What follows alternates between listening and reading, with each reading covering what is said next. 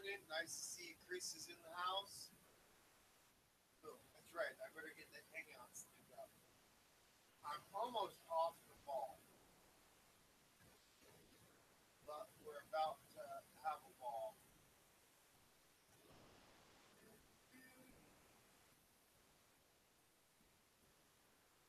Do, do, do. All right, there is the link. Why, good morning, Kingly. I think it's been like 4 months since we've gotten to chit chat.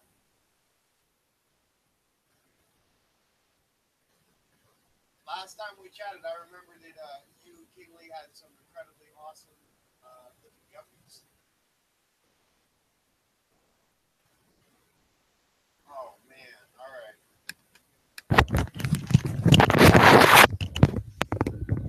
I'm just not perfect yet, but hold on.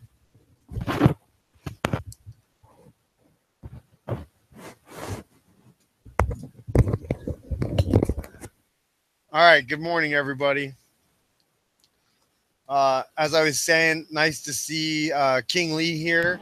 Last time I got to chat with him was 4 months ago, and we were talking about guppies. That was awesome.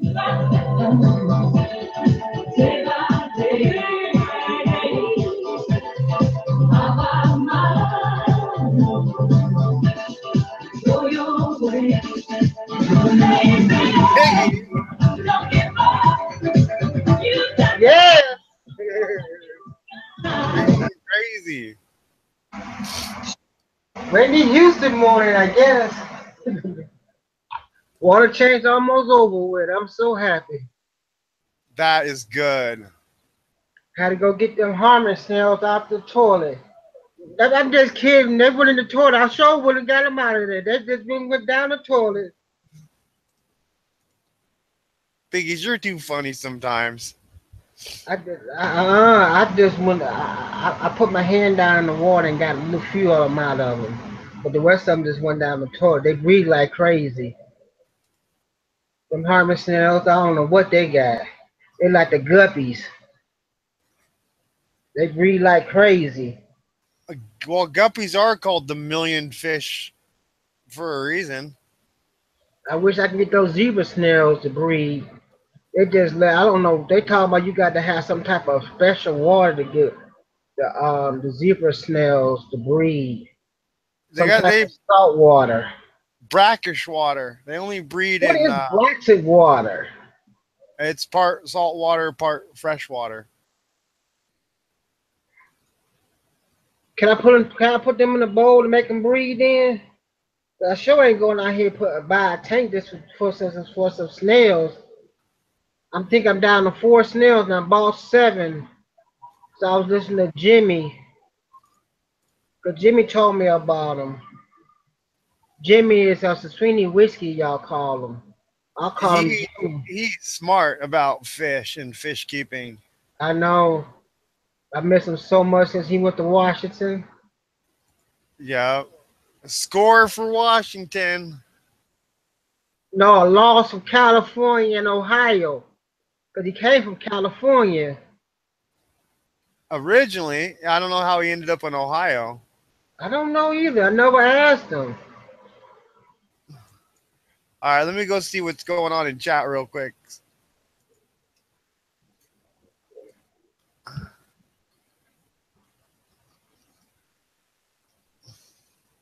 Bond doing some crazy things. That's all I can see. Let me put some bacteria support. I use top fin inside this 20-gallon tank.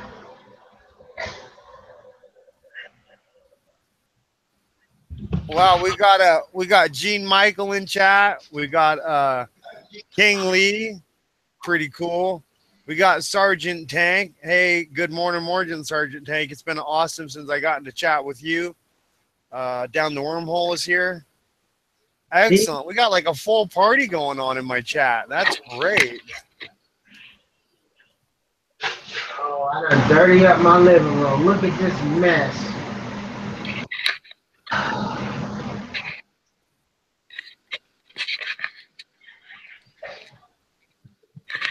Gene, were you taking a shower in the lake this morning? Because the cop, he can see everything, and I think that's what he's saying. You were showering in the lake.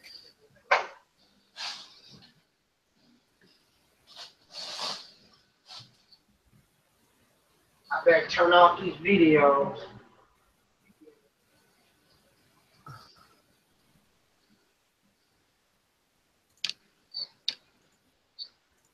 All right, I dropped the link so that Aquarium Cop and Gene and a few others could come. Oh, Gene says no. I'm still in my bed. Oh God, I see my backside. Down the wormhole says my filter is eating my white cloud fry. That's not good. Yeah, down the wormhole. Right now, Petco and PetSmart, I get the Fluval. I'm looking around for the package. But anyway, I got some Fluval like square sponges. They're supposed to go in like the Eheim filter, but it's like a square of foam, coarse foam. And anyway, I got like a package of 3. I want to say they're like 2 inches by 3 inches by 4 inches. Package of 3 was $7. Anyway, I just basically poked my power filter. Let me see if I got it. Yeah. Ooh, I got to change screens to see this. Hold on.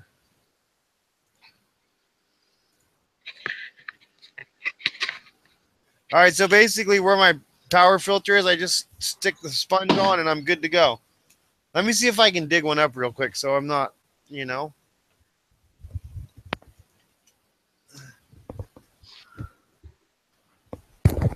I got so much fish junk in my room.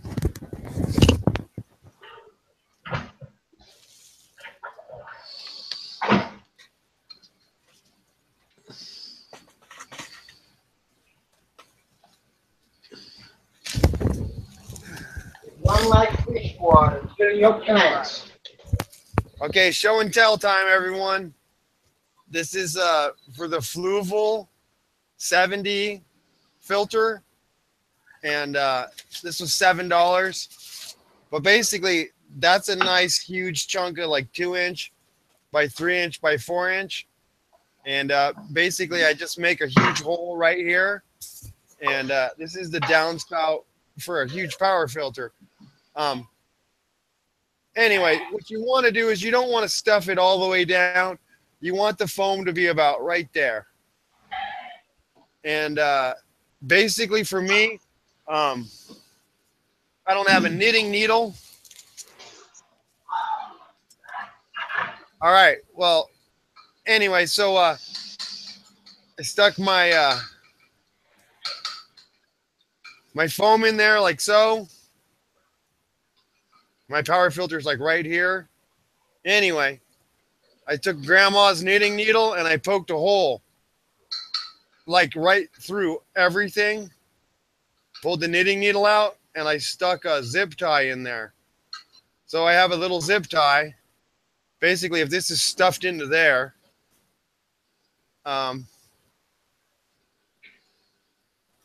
man. Basically, I just have a zip tie going through the foam at an angle with the square part up there and the, anyway, yeah, my foam filter doesn't come off. But what I'm getting at is this box was $7.50, so that's super cheap for a big chunk of coarse foam.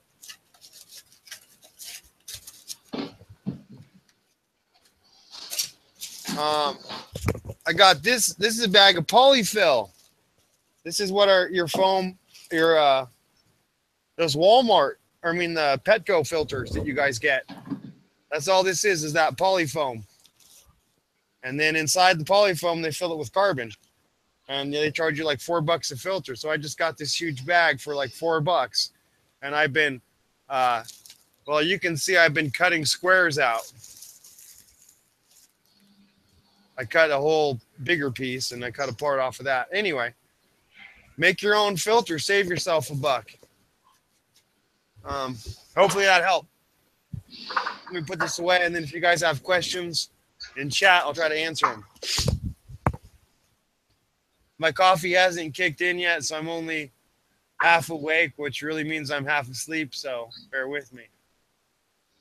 But just fun to see a lot of people in chat that I haven't gotten to chit chat with in a while, like King Lee. Cool.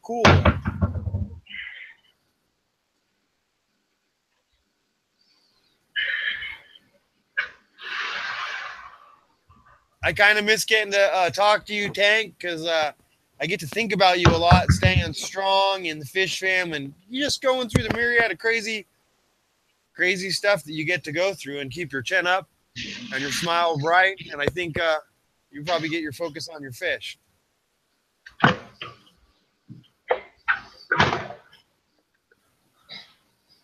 All right, let me try to get caught up in chat.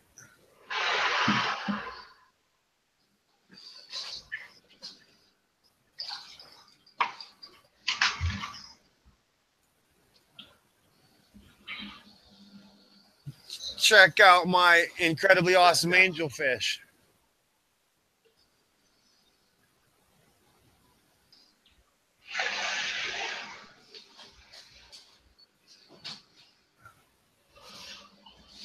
I think I just heard a toilet flush and it wasn't mine. I'm just saying. I'm right here, so it can't be me. Man. Hootie did it. Best I made. Wait, who did it? Hootie did it. Somebody else is on screen now? Yep. The party is piling in. I got to go and chat and see if I'm missing anything awesome. Yeah, I see somebody says all we're missing is spicy.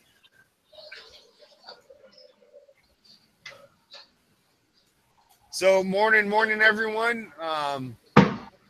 Tim's Animals was having a live stream and he had to go to sleep. So I decided to have this live stream and just have a little bit of fun.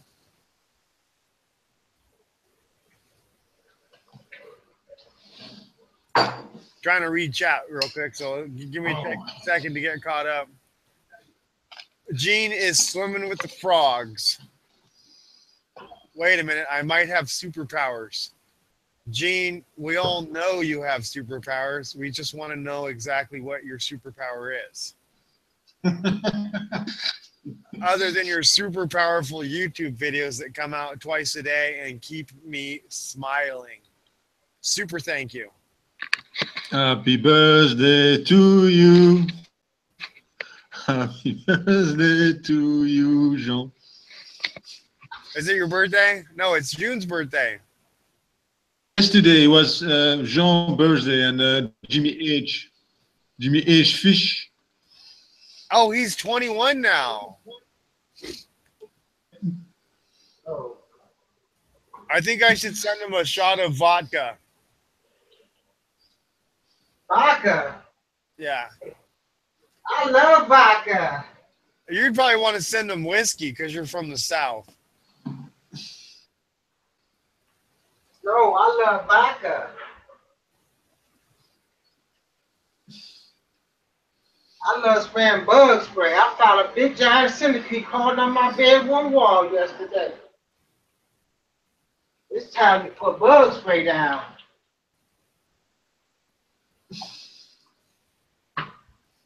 Aquarium Cop says, keep it clean, Dan. I never can.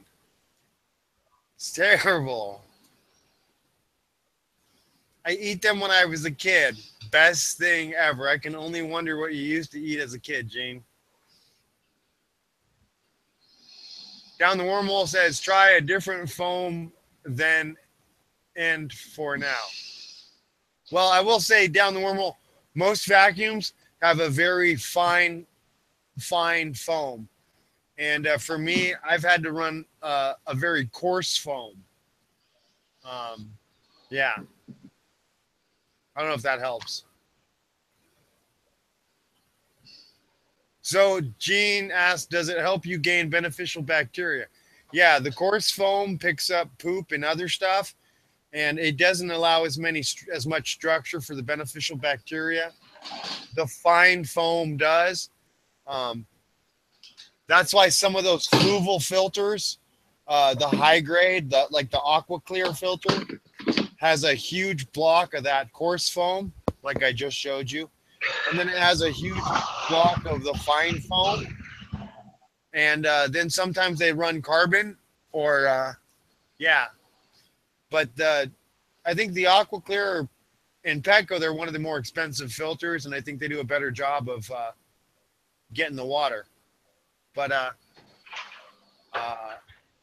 I was gonna say the filters that most everybody else runs. Geez. Like a Penguin Bio wheel.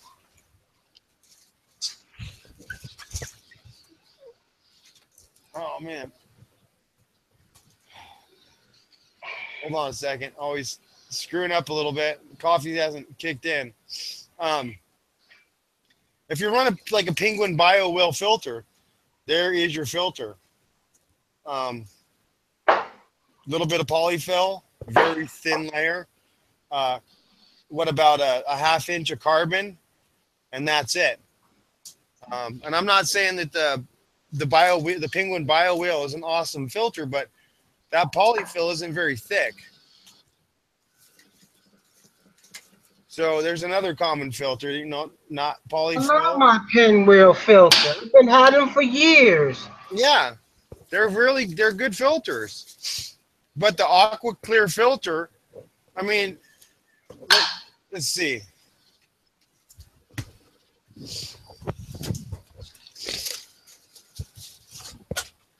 But I use the Manlin.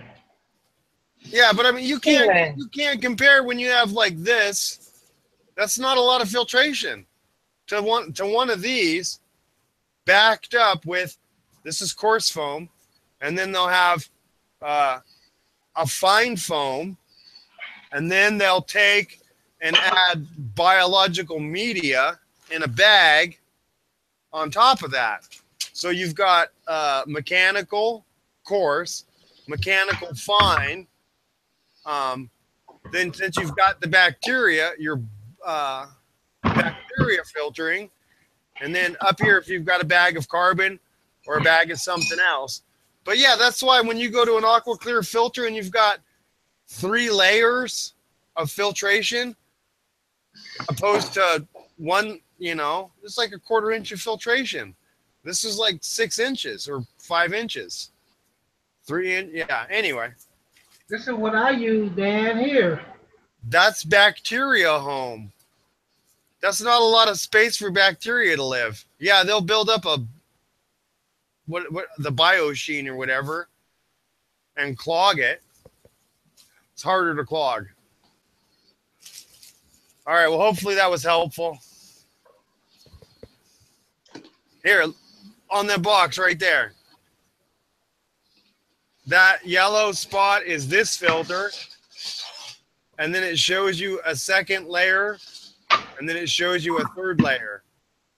But that's why the Fluval Aqua Clear, I don't even own a Fluval Aqua Clear, but they're the best filters out there. I haven't found anything better. I guess Fluval's one of the top, they're not the bottom of the filter market. But I just buy the cheap foam because I can get it at Petco and PetSmart, and it's not going to infect my tanks. But that's all the hang-on filters? Well, I guess it's up to the person that Can you hear me then? Yeah. All right. I just asked you that's all the hangout filter you showed us. Yeah. Mm-hmm.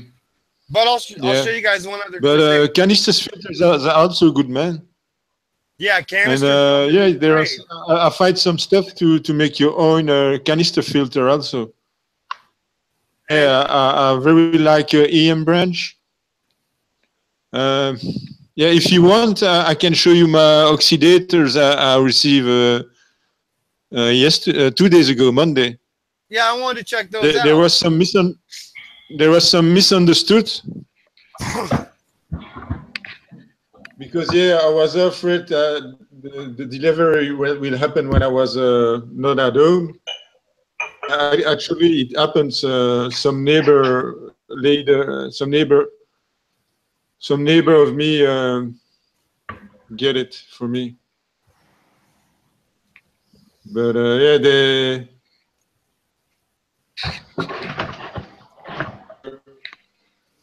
So I run. See, those are the bio.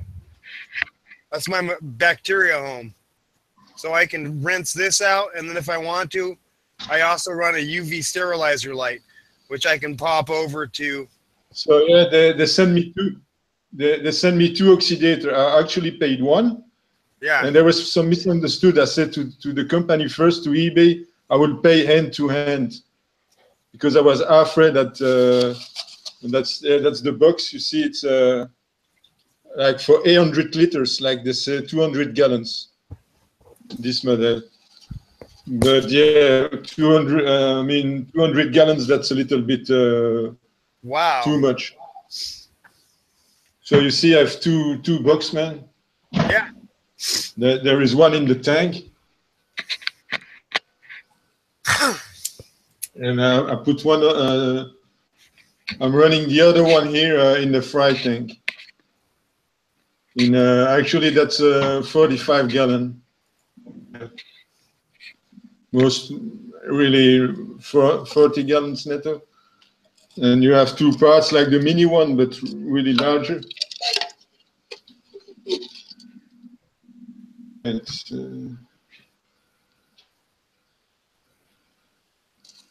still full from 2 days ago, and 2 reactors, 2 little stones inside. And it's amazing, man. Yeah, and that's an amazing technology too. Now, it's really simple. In fact, it's peroxide oxide. Peroxide, excuse me, H2O2, and the catalyst decompose it, and it's safe for the fish. You don't have to worry because it's chemical or what. Of course, you never put a big amount of peroxide in the tank. I didn't thanks the company because I'm afraid that they charge me twice if I tell them that, like I would say thank you very much to send me one free. They say, hey, wait a minute, we didn't send you one free. You have to pay, man. So yeah, I keep my mouth shut, but in my heart, I'm really happy to have two. Yeah, the better that the mini one, because actually the mini one was made for maximum 12.5 gallons. But actually, yeah, I was putting. I buy some more stones catalysts, and I put an extra stone in all my minis, except one. Upgrading with 1 stone more in each mini oxidator I have. I have now 6 mini oxidator and 2 big ones. So I can show you. Yeah, the guppy. No, definitely good. I was just reading in chat that Sergeant Tank was talking about making a fish foundation with the funds to go to those who suffer. Yeah, I read something about it, but you did already something with tanks for veterans. Yeah. I put 1 tank in 2 days ago, and I shot the video, and I have to edit it and put it up. So I'm kind of bummed out. I'm like, wow, it's taken me like 3 months to put 1 tank up, but I've got some offers to put some other tanks up. And I helped my friend the other day put a tank in a recovery house.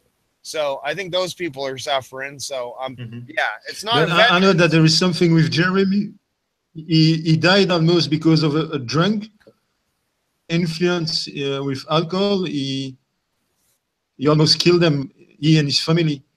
Wow. he provoked a car accident, and from that time, Jeremy suffered a lot, like hell, and yeah, I think it's a constant pain for him. Yeah. You know what's about it. I mean, to suffer. Yeah. No, that's a great point, Tank. So yeah, I've got and it's kind of weird, you guys, because you know this house that I was at, there is 9 people living in the house trying to get recovery, and so I couldn't exactly film. You know what I mean? Because of their privacy and the fact that they're in recovery. And so I was like, okay. And I talked to them about maybe, you know, filming it later on, you know, just to show. And the guy was like, yeah, we'll talk about that. So I might be able to get video, but I just was like, it's more or less a private residence.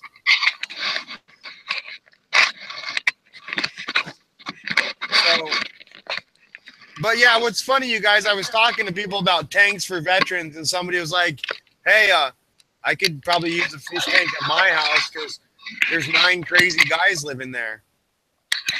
And I was like, sure. You know? So, yeah, the fun thing about putting in that tank is, you know, I was able to come to my house and fill up 4 I pulled water out of my tanks to do a water change, basically, and I filled up 10 gallons, 2 5-gallon water bottles, and then I pulled out of a 55-gallon drum at my house 10 more gallons of water that had been dechlorinated. You know, it takes 48 hours to dechlorinate water. Anyway, bottom line, I was really impressed with myself because of how quickly I was able to introduce the tank and the fish and have everything at the proper temperature. And yeah, I was really satisfied to be able to walk away. It took me 40 minutes basically to bring the tank in and bring the fish in. And I brought towels so I wouldn't make a water mess. And yeah, so pretty fun. So that was, I want to say, like 5 days ago now. But I told him I'd be back in a week. Check it out.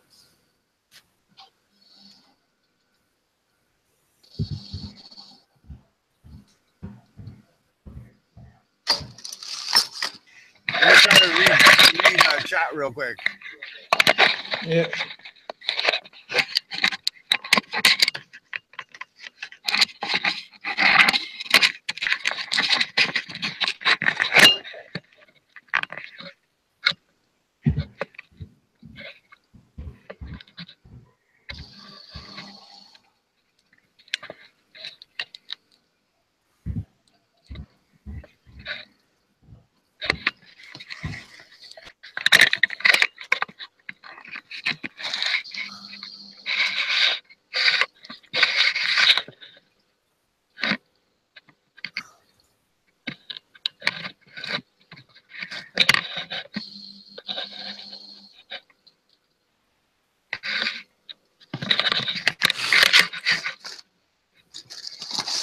Man, Christoph, your microphone is sensitive.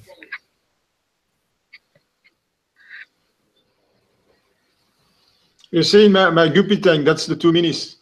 Yeah. Yeah, they look like they're doing great in there. Yeah, man, it's a good thing. But you will never you will never get the same result with a hair pump. Oh, because like I told you, you inject air you breathe, and in the air you breathe, it's only 21% of oxygen. Well, I don't think it's you're that using high. pure oxygen, and even you can see the bubbles. It's so thin, you know, and it's why it's so a benefit, because the fine bubbles are dissolving in the water. It's not the case with a hair pump. With the hair pump, the bubbles will go hit the surface and explode at the surface. So the increase of oxygen is really poor with a hair pump. Because of the 21%, there is a few bubbles exploding in the water, breaking in the water. Most of the bubbles go exploding at the surface of the water. All about. It's also the way it's diffusing.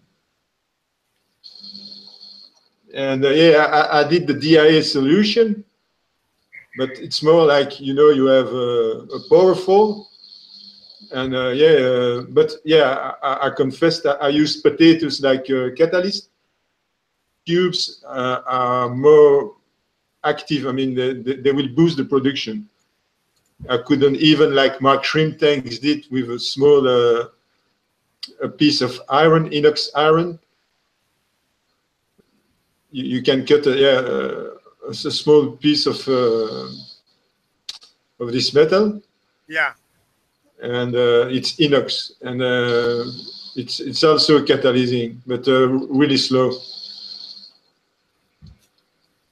Yeah. And if you use your heater in the tank, if you put your oxidators next the heater, it will also boost the production.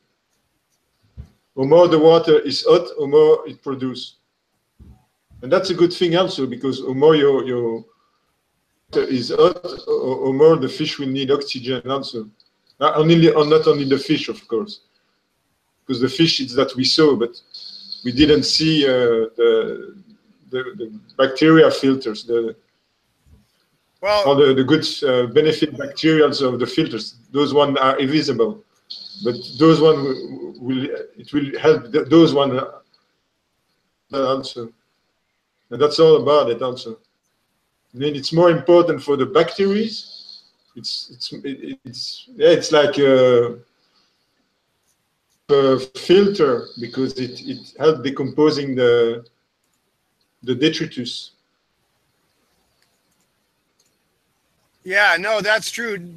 So Chris, one of the things that I want to point out is that oxygen in our atmosphere is 21%. And oxygen in the water, and since we talk about 80-degree water, that's an average for the fish tank between 70 and 80 degrees. But at 80 degrees, your typical water only is able to hold 7% oxygen at 80 degrees, the saturation. At a standard pH of 7, and I think like a water hardness of like on the average being 100, water will not hold 21% oxygen. And it doesn't matter how much oxygen you pump through. Your water at 80 degrees will only hold 7% oxygen. So yeah, and but you see all these small little bubbles? They're really small, eh? Yeah.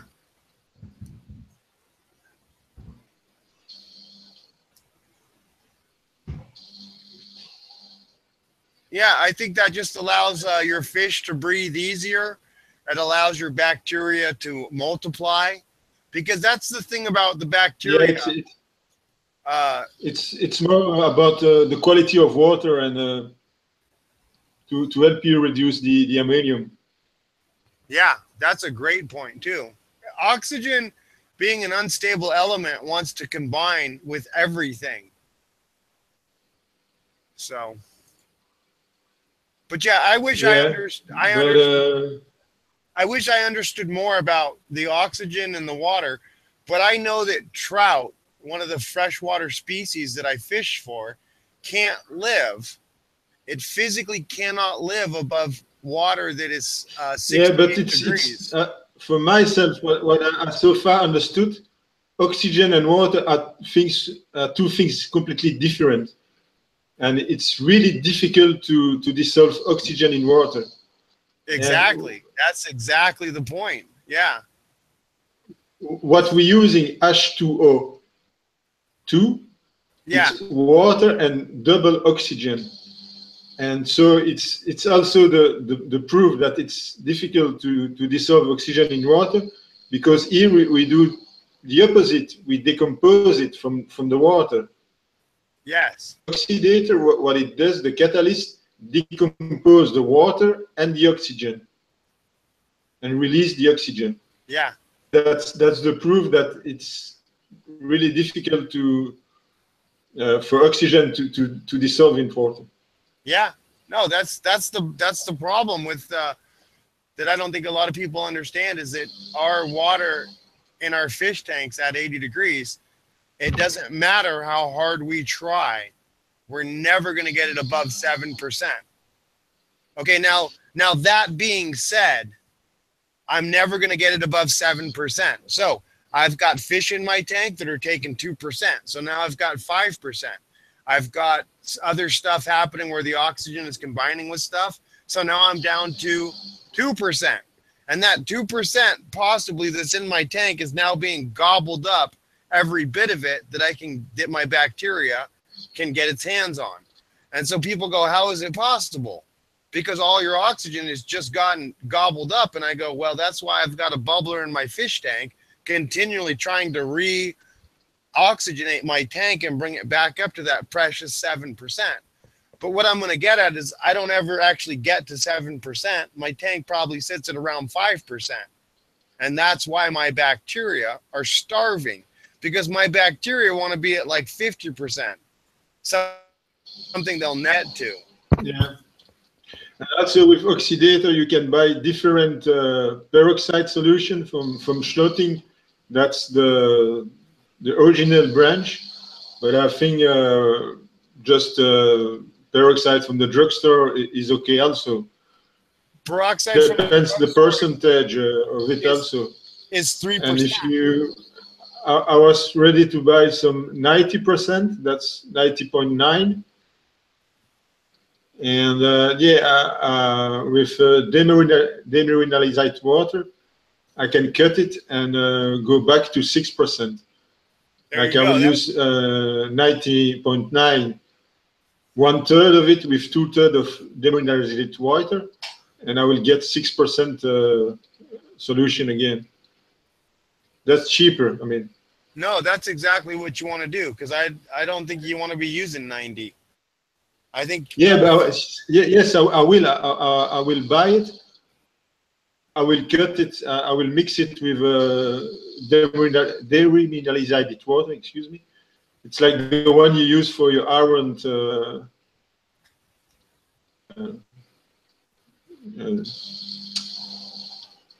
I don't know, for cleaning. You know, if you're using a warm iron for your shirt, and so. I mean, that's inexpensive, and yeah, because the Schlotting solution, it's quite expensive, and water peroxide is a little bit expensive. As in Jean-Michel's country in Canada, I bleached my hair with peroxide oxygen, and yeah, it was almost cheap, but fish it's more expensive. So yeah. From the drugstore, I mean. Yep. Hold on a quick second. I'm going to go get some coffee and check on my other dog that's still outside.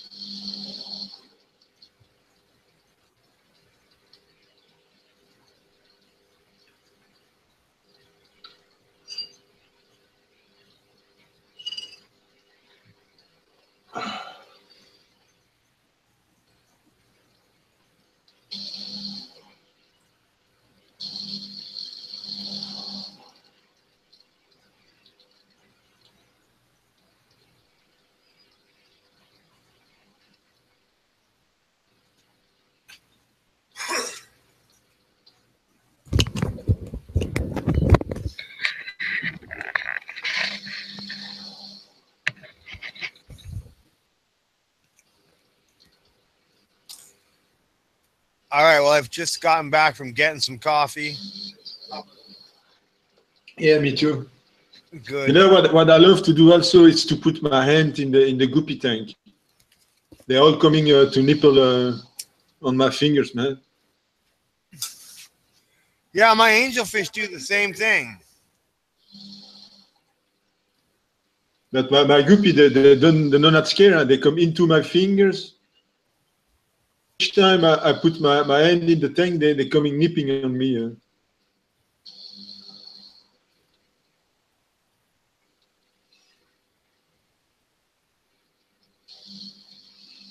I will get some food ready for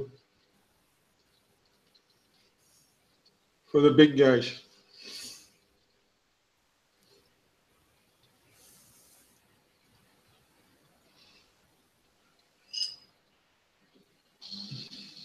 I see V-Stag join the stream. Hey, nice to see you there, V-Stag. I still haven't really gotten to chit-chat with you and connect with you, but I do see that you comment on a lot of people's videos, including myself. So, yeah, we're always crossing each other's paths.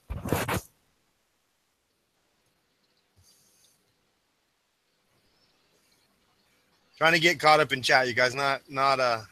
Yeah. Yo, I'm 21 now. Come on, I'm not a moderator. Gene, you always make me laugh.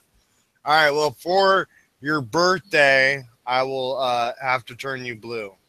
As long as you behave and don't, you know.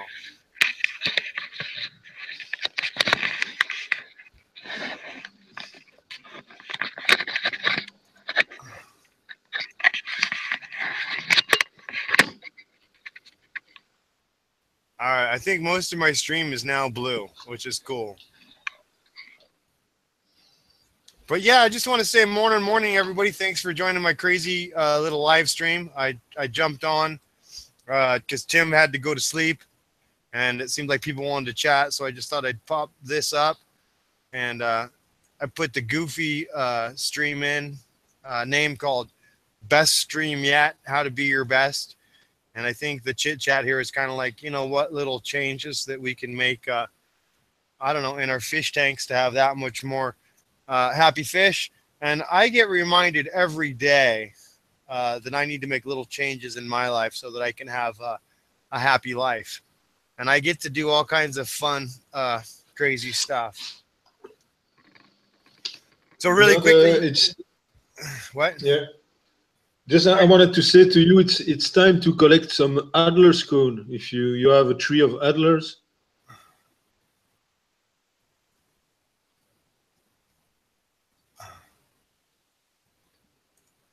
A what? Go outside then and collect some Adler's fruit, the cones. Some fruit. Yeah, from Adler's tree, the black ones, you know, that mostly common in the shrimp hobby to get your pH down. But it's got a lot of tannins and other benefits, and it's free. You only have to collect it. And now they're coming. I mean, in Belgium, it's time to get them. I don't know, in USA. It's a tree in Belgium.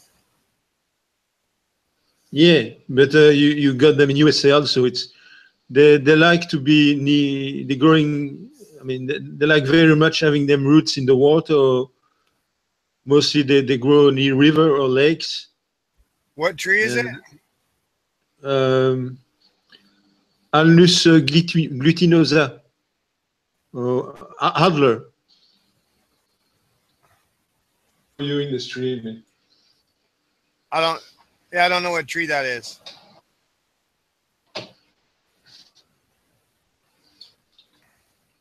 Adler. So it's a tree that grows by the streams that you can use for tannins.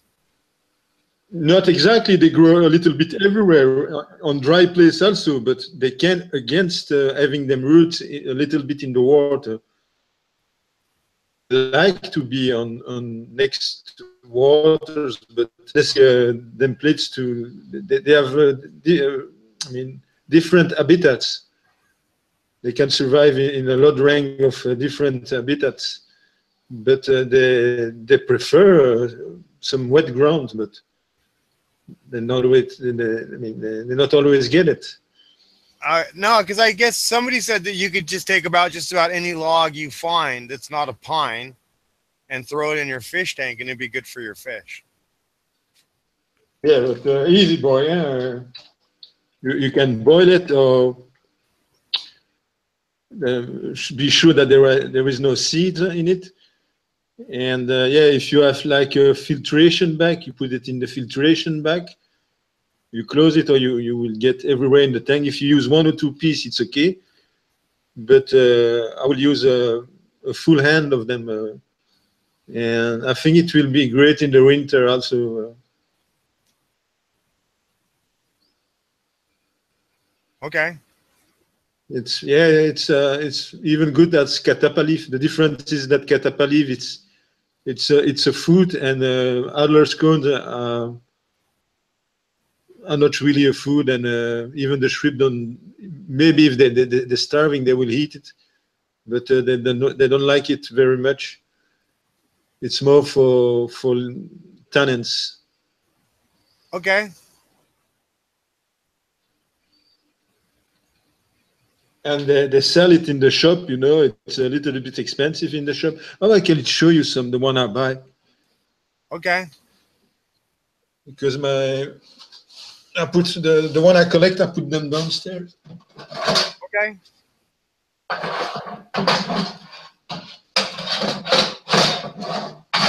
All right, I'm gonna go into chat real quick and see if I'm missing anything.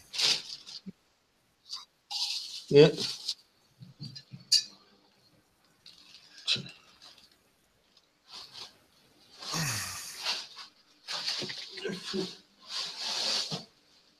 Oh man.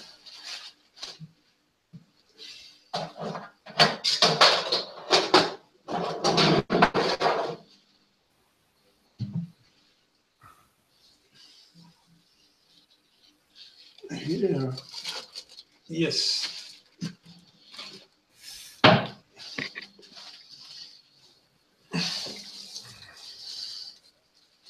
That's oh, my I see. stuff. Alder wood. Yeah. Okay. So alder, it is a tree that grows on the riverbanks, and then it grows inland. The alder is a very famous tree for the smoke that it produces, because it does actually pick up a lot of minerals. And so I'll make a quick note on this, because I do know a little bit about trees. Alders are growing. You know, some trees don't require a lot of nutrients to do their processing. Alder is a tree that requires a lot of nutrients to do its. But a what?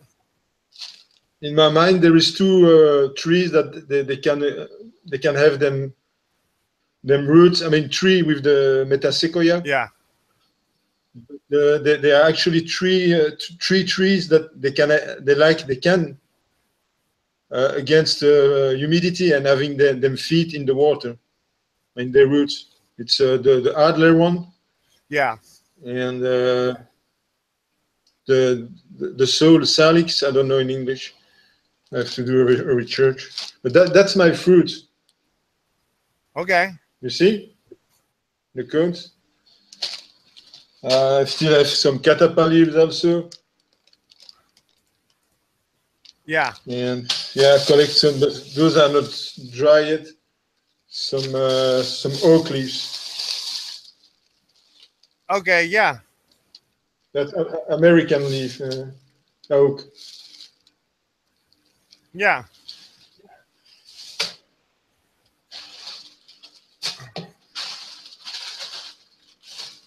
But catappa leaves are also great for against fungus. If you have a batch of angel's eggs, you can use catappa leaves to reduce the fungus. Yeah. To prevent the fungus. To put a little bit more than not enough, especially if you not use methylene blue.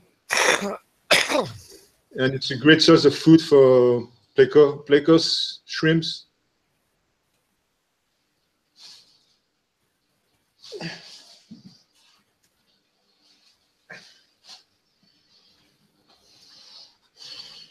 And yeah, the third spawn of the Geophagus, that was crazy. I let some, 12 wrigglers, and the parents eat them. And then I removed the fourth spawn, but I did a big mistake. I put the fry with the second and the third spawn.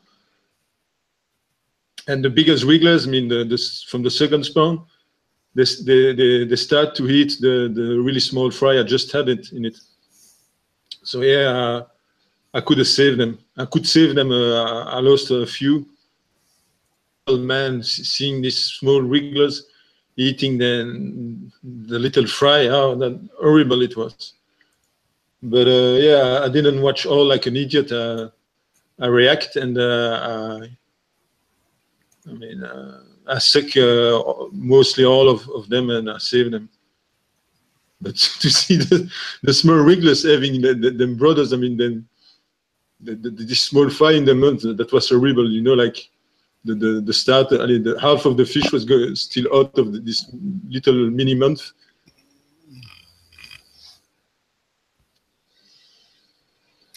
All right, well, let me finish real quick what I was saying about the alders. So the thing that I don't know if a lot of people realize is that certain plants pick up certain nutrients and certain minerals, and that's how they get a certain flavor or taste. Real quick, we can look at all the different teas that people have been drinking for the thousands of centuries. But real quick, not to get off track of the alder, what's important about the alder is that it does pick up a large amount of minerals from the streams. And it does have roots that do pick up these minerals. And what's important is that when you burn alder wood, because those minerals are in the wood and getting burnt up, the smoke adds an incredible flavor to smoked meats, especially smoked salmon.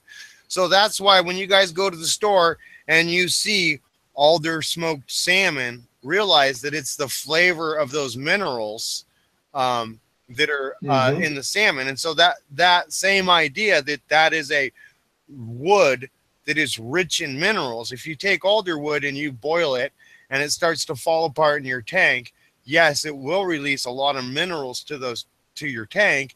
And so that the reason I'm making such a big point is I want to make a point that in nature, when an alder tree falls into the water and starts to decompose, it adds those minerals back into the water along with whatever minerals. And why that's important, yeah, but it's more about tannins, yeah, I'm going to get there in about 30 seconds. And so the reason this is important is to realize that some of the fish that live in the Amazon, where the floor is covered in leaves, the spring rains will come and the rains will wash all over all of these decomposing leaves, and it'll wash an immense amount of tannins into the water, and the fish will thrive on those immense amount of tannins. The second part of this is that those tannins being released into the water is what sets the fish to spawn. So certain species of fish will not spawn unless you're putting catappa leaves in the water, because putting catappa leaves in the water is the only way to naturally mimic what's going on in nature. And I think that what I'm really getting at is only by mimicking what's going on as nature as closely as you can. But I was surprised, I was following Ted Jedi videos on his trip in Colombia, and he filmed like a small pond. Yeah. And it was on the dry season, and he said, yeah, that I thought it was the opposite, but on the dry season the pH was getting high, and on the wet season it's going more acidic because there are more leaves in the water, and sometimes the water is so black that you can see through it. Yes. And yeah, and also I did some research on the Corydoras panda, and he likes also some fresher water, because you know why? The what fish? Dan? Yeah, the what fish? Corydoras panda. You can provoke the spawn by doing a water change, but what is provoking this water change. Actually, he live near the mountains, and when the snow smell, it give some freshness in the water also. Yeah. So a little bit cold can provoke the spoon also. Yeah, that's exactly true. Some of the angelfish breeders, well, because somebody was saying that when the water falls from the sky, it cools off, so it doesn't land on the ground. I guess, in the Amazon, somebody said the ground is like 90 degrees.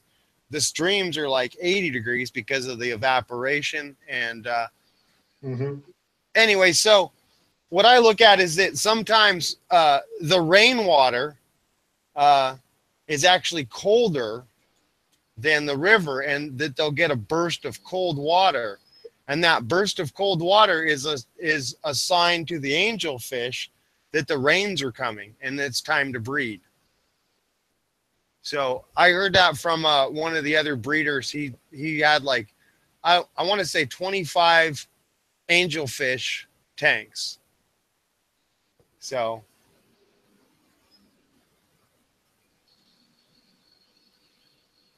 yeah, but what they also use a lot in the smoke factory for smoking fish like salmon, it's the beech wood.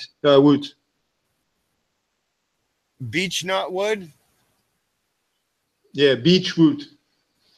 Yeah, beech wood is used. Apple is used because apple is a hardwood. That's a wood common use in smoking factories. Apple is it's a fruit, and apples pull a lot of nutrients out of the ground to produce apples. But there's also a lot of nutrients in the hardwood. And so that's when people look at smoking fish, they don't realize that what they're looking for is a highly mineralized wood. And then people are like, why aren't you using pine or this other wood? And I'll tell you, it's because it's got a lot of sap in it. And the second thing about pine is it doesn't have the mineral content, because a lot of pine comes from really, I just want to say low, like forests don't really have a lot of high nutrition in the ground. So pine forests typically aren't a high nutrient environment. People go, what's different? And I go, a river valley. River valleys are just super nutrient. So all the nutrients of the pines, all that. Yeah. I don't know. I just think it's fun to talk about all this stuff and figure out what changes, people need to make to have happy fish. I think that for me, I just like to do, I don't know, little things here and there to make my fish happy. And I realize in life, real quick, this kind of off the subject, but I have to do little things in life to have fun. And so the other day, I was at somebody's house and they were throwing away a bunch of flowers, petunias. Anyway, instead of throwing them in the trash, I threw them in the bed of my truck. And so everywhere I drive, I've had a little bed of petunias in the bed of my truck. And they're flowering and going great. I think I got like 1,000 miles on these petunias by now. But people laugh. They're like, Dan, you got flowers in your bed. And I go, yeah, I got a flower bed. It's just a mobile flower bed. And my friends laugh, and they're like, Dan, you got to be the only guy in Tacoma that's got flowers in the bed of their truck, like they just live there. And I laugh, and I go, yeah, but I said, every time I get out of my truck, I look in the bed of my truck, and I just smile because I got flowers. And I also have a 3-gallon jug of fish poop in the back of my truck that I water the flowers with. So the bottom line is, because my flowers are getting a super, super nutrient-rich food, they are thriving in 2 inches of soil in the back of my truck. And I told everybody, now that the rainy season started a week ago, I don't have to water them anymore. Well, I don't have to worry about them drying out and dying, because I swear I get to my truck and they'd be like 90 degrees in the bed, like, dry as can be. But the bottom line I'm getting at is, I just encourage everybody to, just go the extra little foot to have some fun in life and to have some fun in your fish tanks. And I guess I look at my life and I just realize that, yeah, I kind of do go, for me, I go the extra mile to have all kinds of fun little stuff in my life, not just the fun fish I have and the incredibly fun friends, but I go incredibly awesome places. And I even get to work at an incredibly awesome place. But I guess I realize in life, I hate to tell people I'm awesome, but it's, if I look around, I get to do awesome things. Everybody who sees my fish says, Dan, you have awesome fish. I can't go to pet stores and see fish that are as nice as my fish. So, and I can't go look in other guys' truck beds and see flowers that are as nice as the flowers in the bed of my truck. The flowers in the bed of my truck are better than the flowers at Home Depot. But Home Depot doesn't get to feed their flowers fish shit. So, I don't know. I look at my life. It's normal also because the shop, the fish are stocked for a short time. It's not a permanent living condition. It's just to try to show out the fish how more they can, and to provoke the sell, But it's not the permanent conditions we have at home. I feel bad. Like the other day, the lady was like trying to sell me fish, at Petco, because I'm looking at all their different fish. I was actually looking for diseases and looking really closely at a few of their guppies for the color, but they looked sick. They had great color, but they just looked like they were, anyway. So I go and I told the lady, I says, I'm kind of tempted, but I says, I haven't seen any fish in your store that look half as good as the fish in my aquariums. And she was like, yeah, and then she just turned around and walked off. But yeah, and I just thought, I wonder if she hears that a lot or if she just knows that, yeah. So she ended up coming back by, and I said, it's just hard to buy fish when they don't look good, And she just kind of shook her head and walked off. But the good thing is she quit trying to sell me sick fish. That was the point, And I shouldn't say all the fish at Petco are sick, but just when I go, their fish are just not as happy. But they're not quarantined. It's no way. Yeah. They don't quarantine the fish. Maybe they put some medicine in better case. And it's like the lottery. I don't understand where Petco. Yeah, you can crash your car by adding one fish, of course. Petco basically only sells one medication right now, which is Melafix, which is like all, I don't know. I can't talk about Petco or PetSmart because they get me bummed out. I was doing the whole jump through the Petco. You guys, seriously, I was going through the whole jump through the Petco dumpster diving thing, for a while, finding fish tanks and pumps and dog food. I jumped in the Petco trash bin the other day. Okay, their trash bin is 6 feet wide by 4 feet wide by 6 feet deep. Okay, and to the best of my knowledge, I was 2 feet deep in dog food. They'd split the bag and they just poured like, I don't know, probably looked like 10 different kinds of dog food were, and then all the empty bags were squished into a box. And I'm like, you guys seriously just threw away like 600 pounds of dog food, maybe 1,000 pounds. But yeah, I was standing in 2 feet of dog food, basically with a bunch of cardboard on top of it and a bunch of other stuff. And I was like, oh, let me dig through here and see what I can find. And I'm like, I seriously found 2 feet by 6 feet by 8 feet of dog food. Mind blowing that they can throw that much food away. So anyway, of course, I was so busy digging around, I didn't notice the 2 security guards walk up, right, and ask me what I'd found, and I was like, nothing, and the guy was like, because I thought I saw you put something in the back of your truck. I'm like, no, I found a 5-gallon tank, plastic, perfect condition, nothing wrong with the filter, and I threw that in the back of my truck because I'm definitely not going to have them throw away a perfectly good. You know what I mean? It's just, I had to recycle it. And there's no way I was going to be like, I'm sorry, I stole a perfectly working 5-gallon tank and I'll give it back to you now so you can throw it away. No, I feel like a liar, but I was like, I'm cool.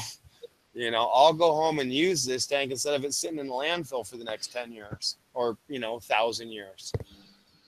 So, yeah, I was recycling, and I think recycling is more important than and I'll be honest, their stupid corporate laws. Because I know the reason they didn't want me to take the 5-gallon tank is because it would mean that I wasn't going to come to the store in the next 2 months and buy a 5-gallon tank. Anyway, yeah, I think if a corporation it's crazy like to see this because always look at me to say, give me some food, Chris, give me some food. And when I came close to the tank, they always go on top, like to be ready on getting some food, Yeah. What I think is funny really quick is I guess there's been they're really a rash. Big, They look at me in the eyes to say, "Allez, come on, man, give me some food." Huh? Real quick, you guys, I guess there's been a rash of people Petco throwing away like live animals, or like an iguana would break their tail. So if you go on YouTube and you look up Petco dumpster diving, you'll find a few different videos of people Petco dumpster diving and finding live animals thrown away, which is cruelty to animals. Okay, so I saw some pet shop walking from some kids going there, having some fun, looking the betas jar and all those stuff. So I visit already a Petco by some young YouTuber making a video on it. Yeah. And also, Cooper Cichlid, the American one, the old guy with his cichlid caves, the friend of Dayan. He did he almost buy some tank at Petco. It was Petco sales for $1 for 1 gallon. If you remember. Yeah. Yeah. So real quick. So anyway, you guys, I was going to tell you that was the first time, I got caught by the security guards, right? Okay. And so about, I don't get to go dumpster diving, every week. It's just if I'm going by, a Petco. Anyway, so the other night, about 2 weeks ago, I was going through the Petco dumpster and the security guard came and blocked my car in, right? And I was, busy in the dumpster and I popped my head out and I see the security guard. And he's got my license plate written down. You know what I mean? Like a car drives up and I pop, there's nothing I could do. So anyway, I get out and he has his camera on in his car on a, the little mount or whatever, and has it outside. And I can see that the little camera is flashing, right? So the guy, he comes out and he looks at me and he goes, "Hi." He goes, "So I just want you to know I got your license plate and you're on private property and I'm recording you and you're trespassing." And he says, "I'm sick of people coming through the dumpsters and making stupid YouTube videos." That's what he said. It blew me away. And I go, I'm not making a YouTube video. I'm just dumpster diving. He goes, "Well, I don't care what you're doing." He says, "We're sick of it." He says, "Petco is sick of people coming by here." So he says, "I've got you on video. I've got your license plate. And I'm going to make it very clear to you that you're trespassing and I don't want to find you, okay, trespassing here again." Because he says, "You're on video." And he said my license plate a third time. And he says, "So I'm going to ask you to get out of the dumpster and get off private property and not do this again, because the next time I catch you," he says, "I'm going to turn this video over to Tacoma Police Department where it's very clear. I've let you know that you're trespassing. And if you come here in the future and dig through the trash that does not belong to you, that trash actually belongs to," and he listed off a company. And he said, "So you're actually stealing from them." I didn't know what to make about that. But anyway, so he says, "That's it." And I was like, "Wow." I go, "You guys are pretty strict about this." And he goes, "Sir, it's not time to talk. It's time to get in your car and stop trespassing on private property. I'm not going to ask you again." It was like the strictest security guard I've run into in a year. And so what blows me away is there can't be that many people jumping through Petco dumpsters that now Petco Yeah, has, there's no big deal on it. They don't want some free publicity. Or... I could understand. I mean, like 6 months ago, they walked up Yeah, and things were are like, like they are, man. hey, have a nice day. Get out of here. Who cares? But I guess, you know, I got home and I did look up, you know, YouTube videos, and in the last couple months, there's been like a rash of, I guess, Petco throwing away live animals. I'm sure it happens, but just not, you know. You know, one guy shows an iguana with a broken leg that he pulled out of the trash can. I think that's the most, yeah, just the worst video I've seen in a while.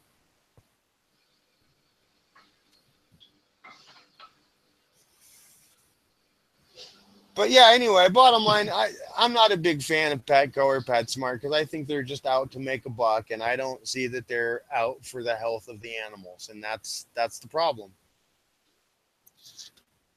And I don't want to support a place with my dollar that is just out to make a dollar, and I think engages in possible animal cruelty. And, you know, this is a live stream, so I'm sure Petco or PetSmart's going to maybe try to come back on me, but I'll be like, hey, don't allow me to go into your store. That's nice.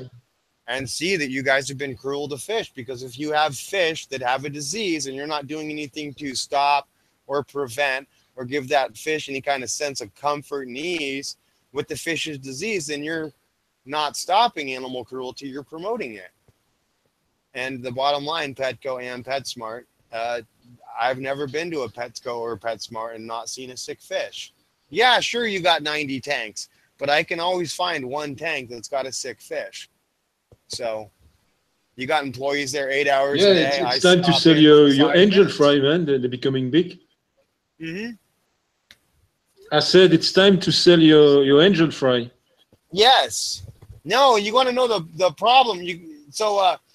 There's a place in Tacoma that I've been talking to the owner about buying my angel fish, and he said he could buy them for $3 an angel fish.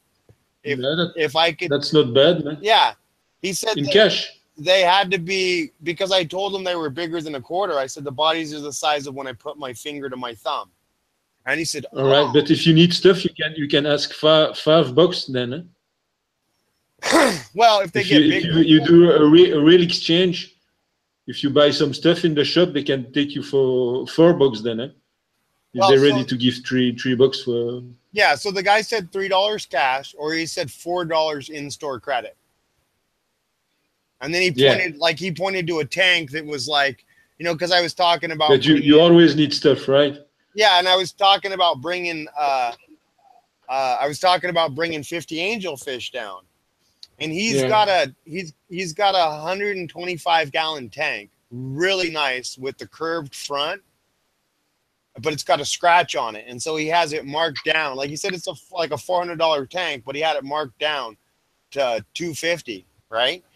And so he goes, and so we're walking by the tank, and he goes, yeah. He says, I could get this tank, you know, down to like 180, so you could still get out the door with this tank and a heater, so you could breed more angelfish. I mean, the guy was basically like, here's everything you need to breed more.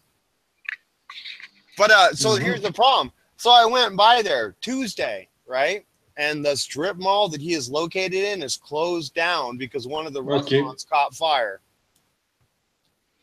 Then, bro, look for. I'm doing a hand feeding. This is really dangerous. I'm playing with my life for you. Your hand? What? I say I'm going to do a live feeding. A live feeding. With my fingers. Okay. I will put my hand in the tank. Okay. Are you ready for that? Yeah. Hey man, that's really dangerous. I told you, I'm playing with my life for you. Yeah. Are you conscious of that? I think I highlighted your tank. That's those guys are very rude, and you will see aggression by fish now for you. Okay. I will get mutilated for you. I don't know. You might have to use your chartreuse gloves. I will need thanks for veteran also after that. Damn, they go up there quick. How come the Germans are afraid?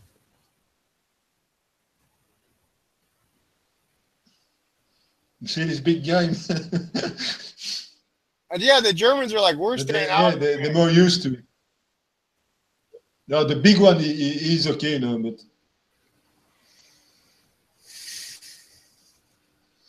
there was a time he was jumping out the water, you know. Dang.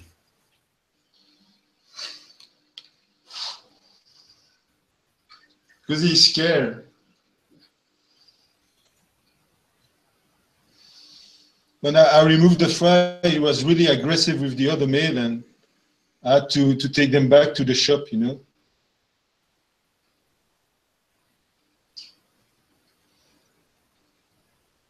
Come on.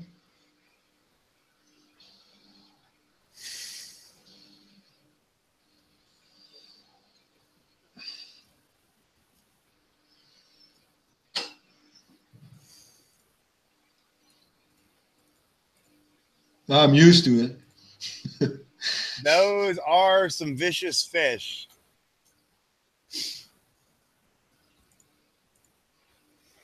All right, I'm gonna go grab me a shot of coffee and check on the dogs. All right. I put one outside again.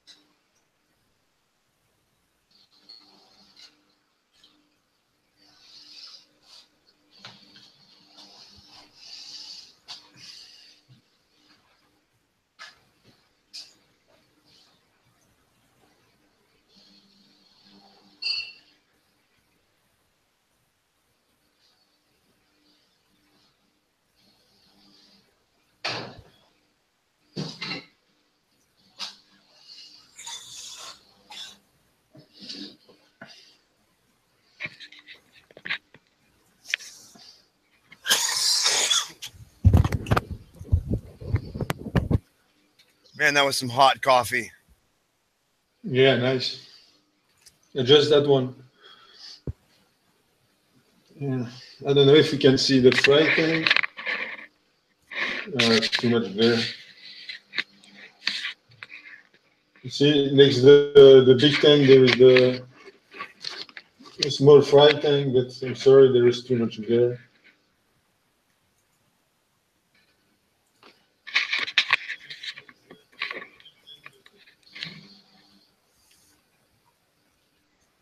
Your fish look just so healthy. Yeah, it's they just had some beef heart mix with a little bit spinach and garlic. I don't know. It's always garlic with the Indian accent. All right, let me try to go in chat and see if I'm missing any awesomeness. Oh, that was not good. I'm making messes in my room.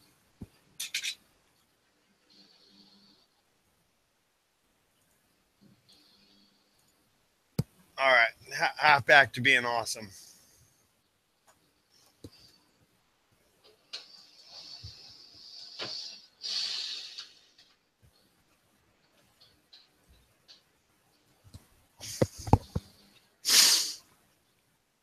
All right, let me try to read chat and see what greatness I have missed. Yeah, then what do you think about keeping saltwater fish?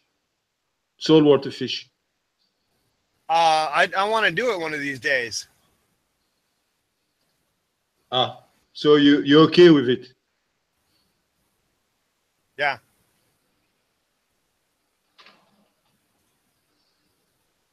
Hold on, let me try to finish reading chat, not to be too distracted. I'm not really coffeeed up yet. It takes like, I don't know, about a pot, before I'm like awake.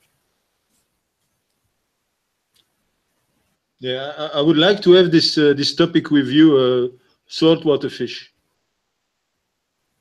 Aquarium Cop says, I've never had a discus fish or salt. Chris says, I'm against salt. Too expensive and damaging for the ecosystem, in my opinion. Yes. Why is that? Is that why it's bad to have a saltwater tank? Is because it's expensive and damages the ecosystem?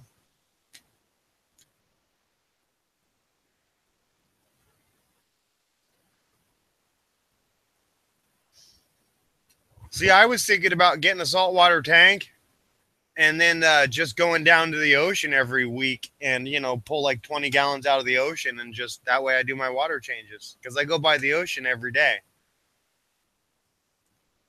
So, yeah, I was thinking about seriously just going down to my local ocean and grabbing out some pogies, some pile perch, and stick them in like a 20-gallon saltwater tank, and 4-inch pogies. Get like maybe 20 of them in a 55-gallon.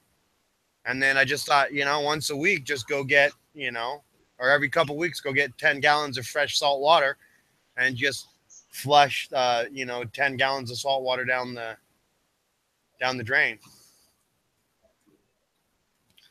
And then I thought, Dan, I don't know if my wastewater treatment facility can handle that. And I thought, well, they handle everybody's, stuff. So they should be able to handle a little extra salt,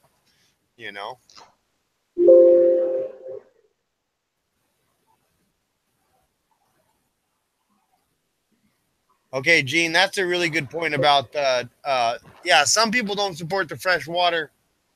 Man, I hope you guys didn't see me just pick my nose. Anyway, some people don't support the freshwater or the saltwater community because the way they catch saltwater fish, which I think is the point Gene is making, is that a lot of times they go and they take a chemical poison and they gas like a 10-foot by 10-foot area of a coral reef to catch the coral reef fish. The problem is the fish they're not after end up dying, and all the coral end up dying.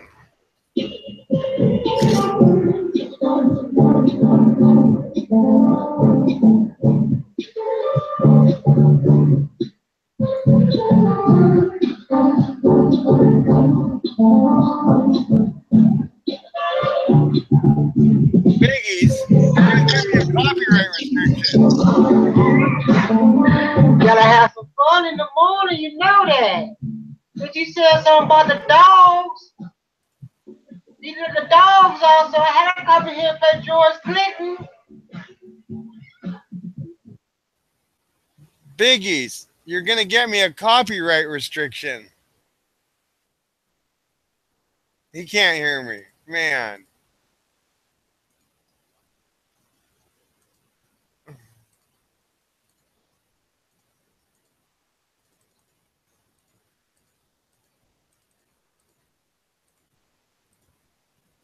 You know you gotta have some fun.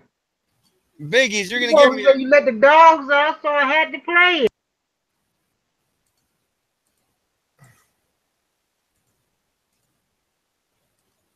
Man, what's going on? I'm trying to unmute you and it's screwing up now.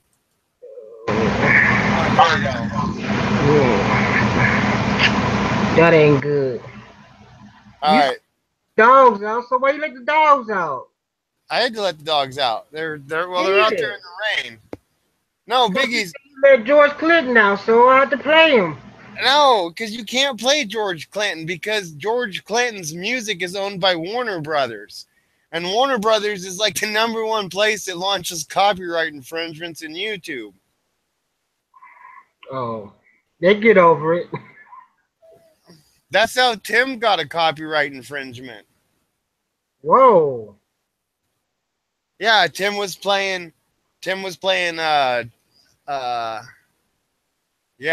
I already got a copy.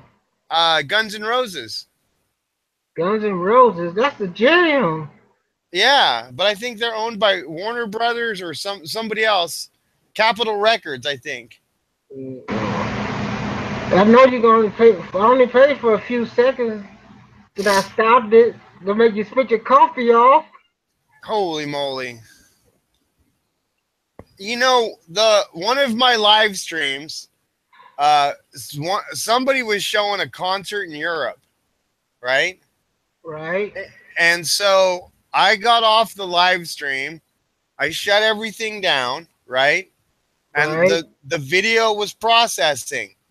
Before the video finished processing, YouTube sent me a notice that said my video was unable to be played in Europe because it broke European copyright laws.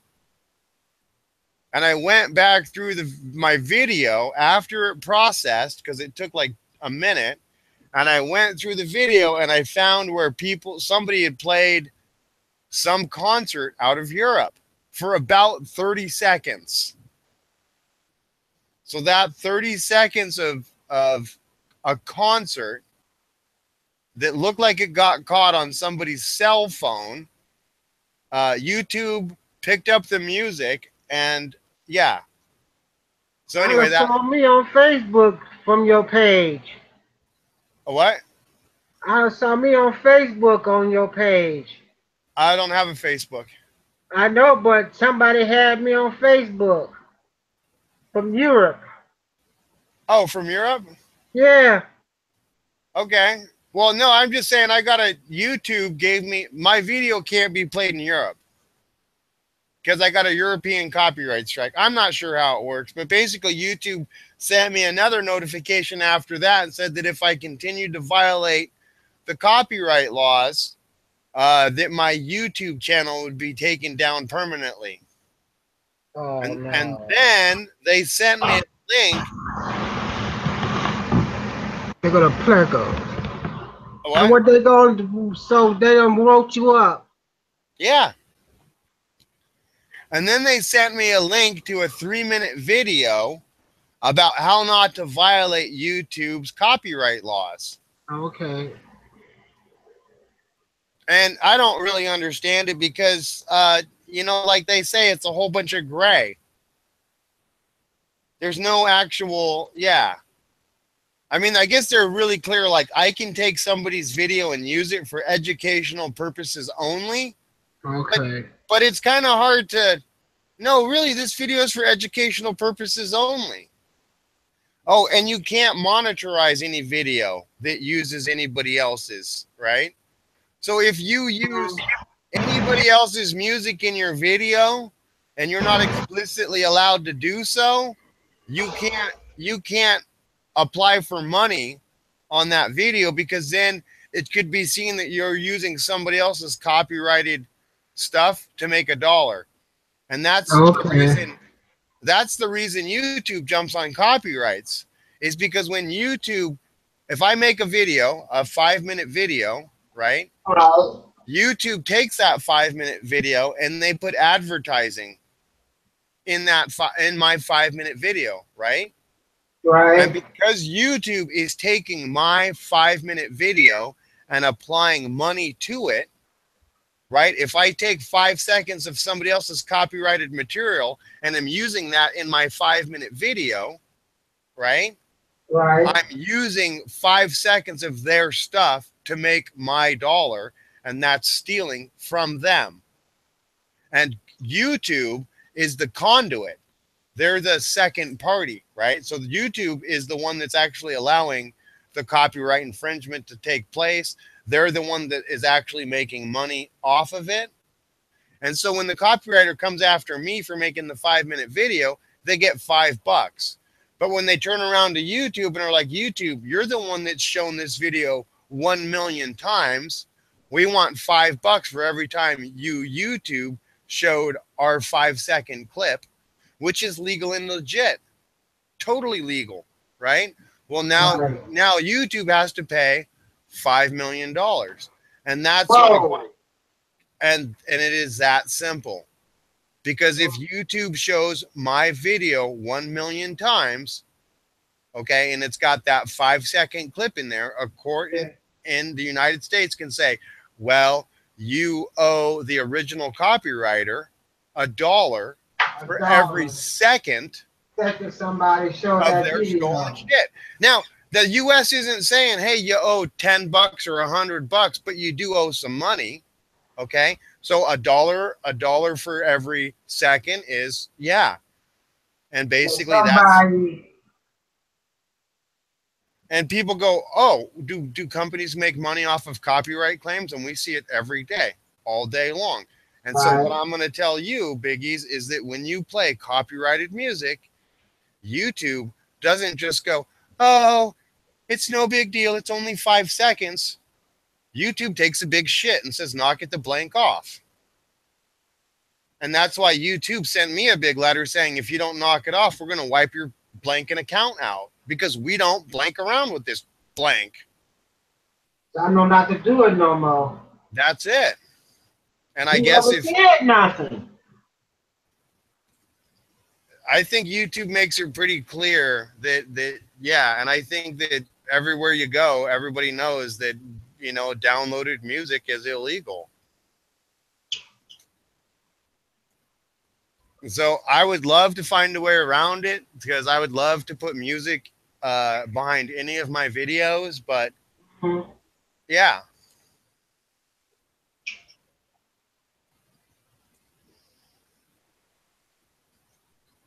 Anyway, now that we totally got off of the fish chat, and I'm scared about getting kicked off of YouTube for copyright strikes,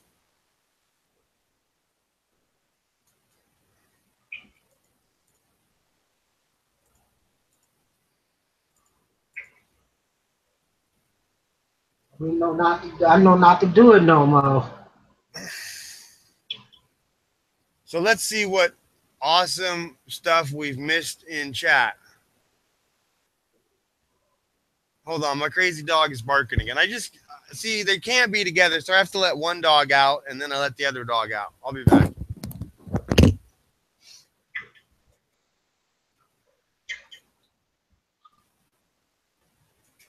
That looks so funny with that hawthorn grass and that those spiders going around a circle.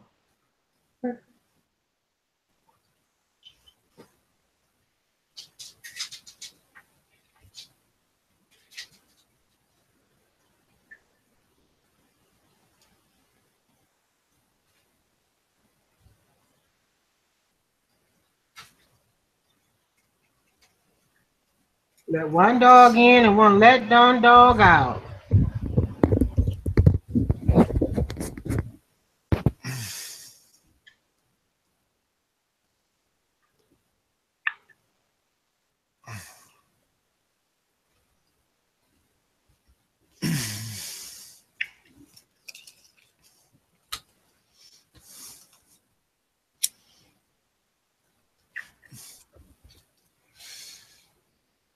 All right, well, I let one dog out, and I'm back. I let one dog in.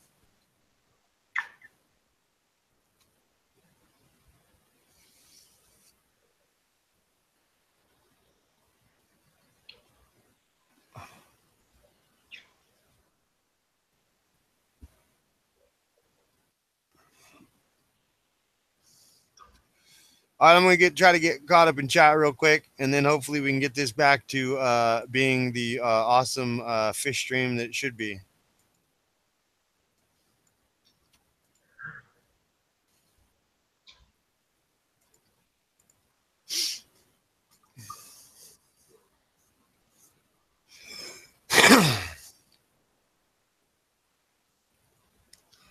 All right, so people in chat are talking about goldfish, and Germans are smart. I'm sure that's Gene talking about German blue rams. Oh. I like calmer fish as well. Yeah, I don't think I was reading Aquarium Cop said he used to raise piranhas and electric catfish and Oscars and a zillion other large fish. But now I'm old and love mellow fish. Yeah, I think my albino tiger Oscar is probably the most aggressive fish I have right now. And he's yeah, an albino. So everybody says he's half as aggressive as a regular albino. I mean, a regular Oscar. But yeah, and we were talking about salt being too expensive and damaging for the ecosystem. Um, yeah, I don't know. Um, let's see. Clownfish almost went extinct because Finding Nemo, when the point of the movie was to let saltwater fish into nature. Imagine blue tang, lol.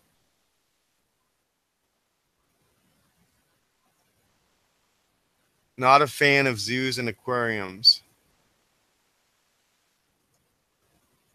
Big E's flushed the bowl again.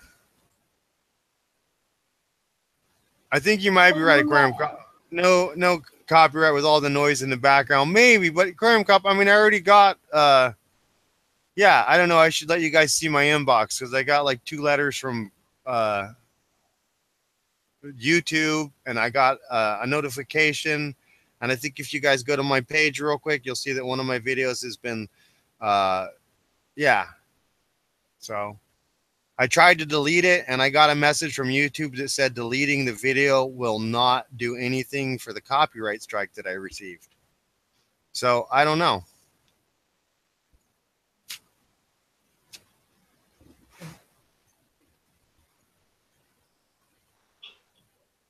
Anyway, I just don't want to think that, you know, I've already gotten something and if I get 2 more of them, then my video gets wiped out, you know, my whole channel. I just get bummed out thinking about it because, you know, but I guess that's the world we live in where, you know, stuff is just that strict and that, you know.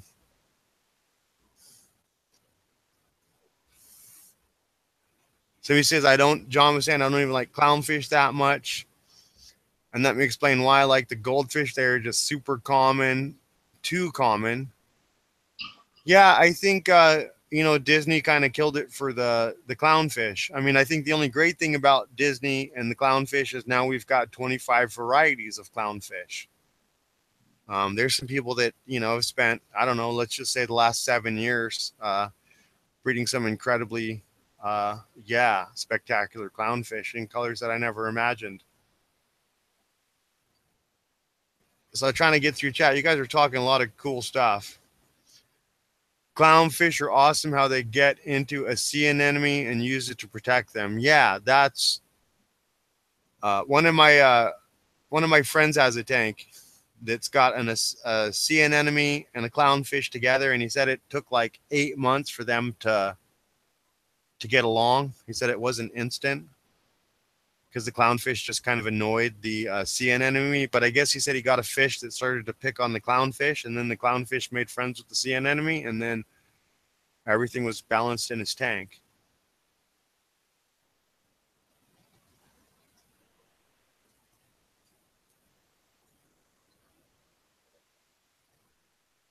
Man, I missed a lot of stuff in chat, you guys. I don't think I've had enough coffee to do 2 things at the same time, which is like read and talk.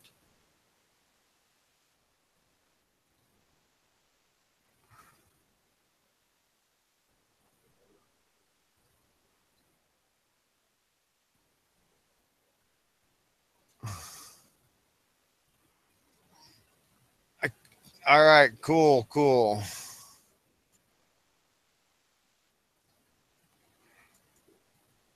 Gosh, thank you.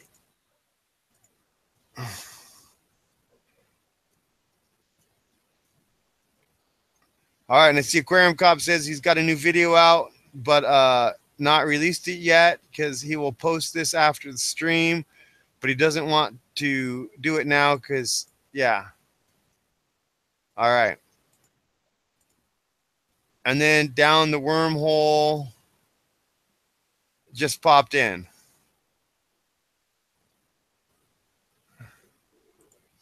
All right, so now I have to figure out what awesome stuff we are going to talk about next. Other than Aquarium Cop's glowfish tetras and the fact that Big E's is flushed in the toilet again and the fact that my guppies are just swimming around all mellow.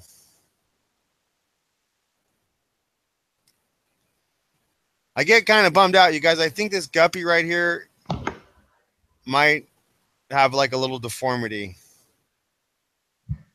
Well, I don't know. Yeah, maybe not. Maybe she's just pregnant and looking super bloated. Let me go to my angelfish.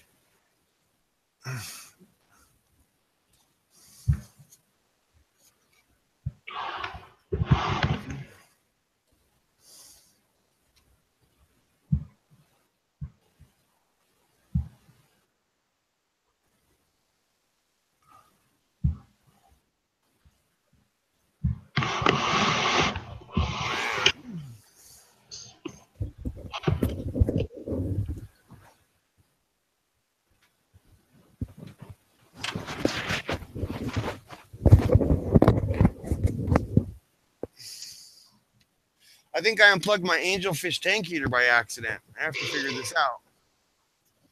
They don't seem like they're warm enough. If the heater went bad, you better check. I lost a lot of fish one time. That's what I'm talking about. That heater that tank got so hot overnight. I came in there and them fish was fried fish.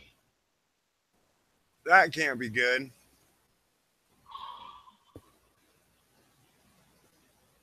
They start calling me fish killer around here. I didn't kill them. The heater went. You turned your fish into fish sticks? Oh yeah, they was toasty. Holy moly. Beer batter dipped. I went and grabbed ice cubes and started putting them in the water, trying to cool it off. And I had them fish for a long time. I was like, oh no. They was toasty too. Any of you guys been following Rob Hicks Aquatics?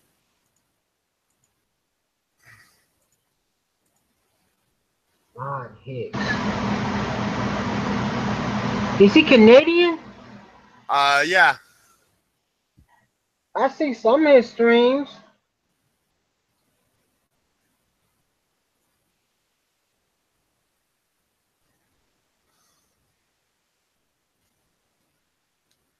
I was trying to read in chat. I was just laughing. Down the wormhole says she's been here the whole time, just being a super lurker. LOL. Yeah, she came here for herself. Just getting ready for work. That's awesome. We just gotta get her out of her shyness, that's all. Aquarium Cop says I have a deformed guppy in a tiny tank because I couldn't flush her. Yeah, I can't just flush. Why? She can be a breeder. Why flush her for? Oh, really Make quick, lots you of guys. babies. I'll just throw this out there because I don't believe it's good to flush the fish down the drain. I get, like, if I have to kill my fish, well, because my albino tiger Oscar isn't efficient at killing guppies because he's just mellow. I put him in a bowl of ice water so that they die instantly and don't suffer. Because if you look at it, this is kind of bad to say, but the softest way to go, even for humans, is to freeze to death. So yeah, you basically, yeah.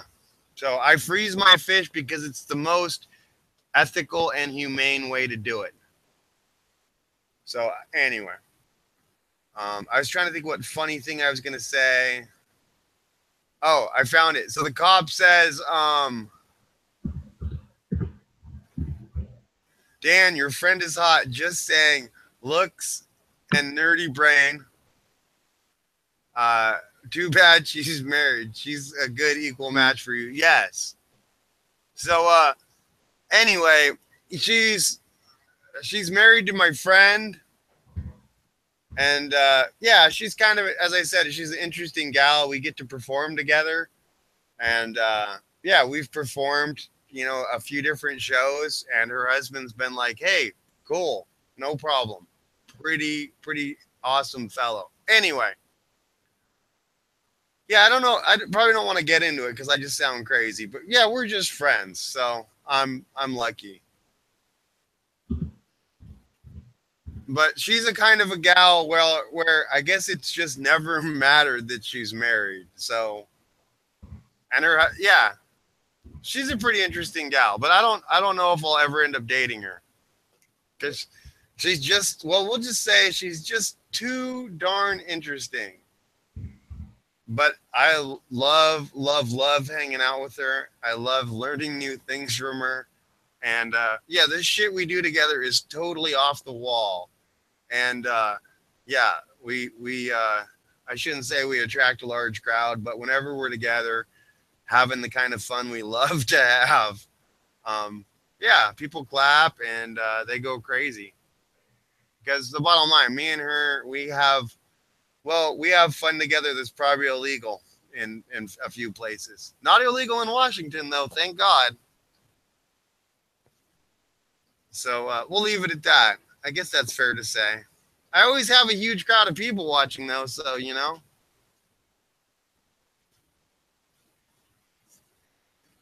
But, yeah, bottom line, she is one of the amazing people that I get to hang out with. And yeah, she's one of the people that makes my life amazing.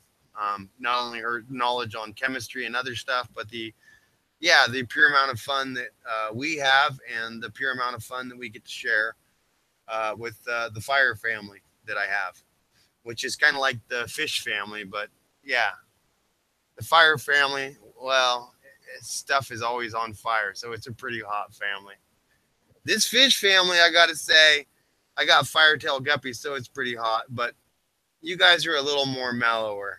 But I think the love is just the same, and the joy I get out of getting together with you guys and discussing fish is about the same joy I have getting together and discussing fire with my friends. So, yeah, fish, fire, friends, that's what keeps my life awesome. Oh, did my stream freeze? Oh, YouTube troubles.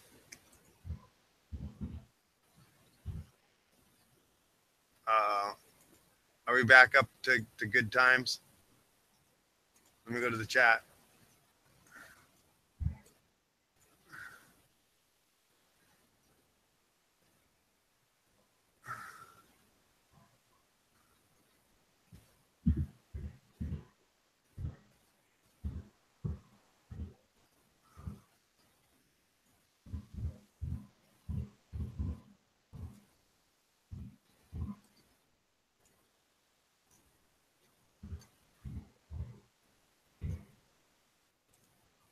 All right, hold on, y'all. I'm going to go get a lick of coffee, so don't discuss or have too much fun until I get back.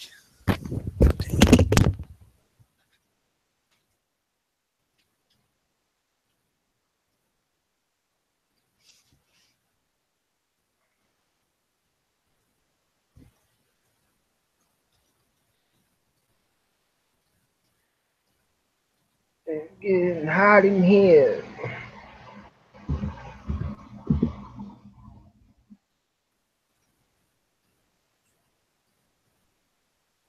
Yeah.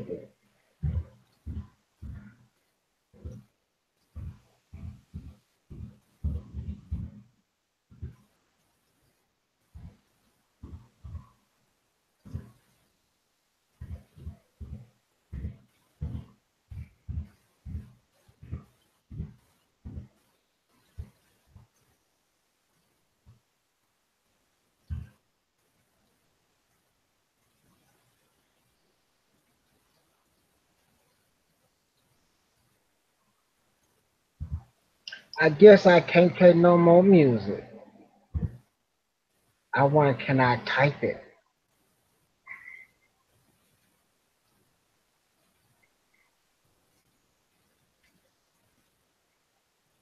You don't want him to get writing block down.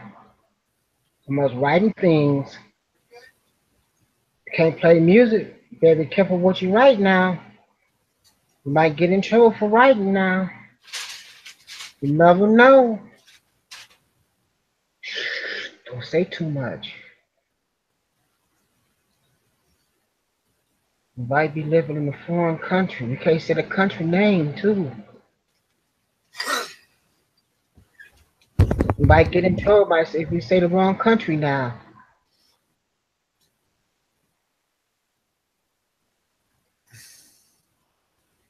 I give you a hint. When Ronald Reagan said, "Chair that," that's all I got to say. Keep it down.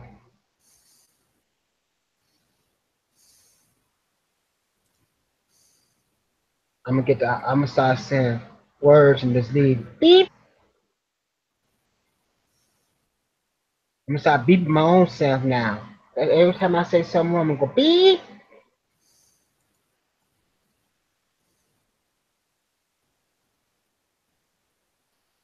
See, that might work, cop.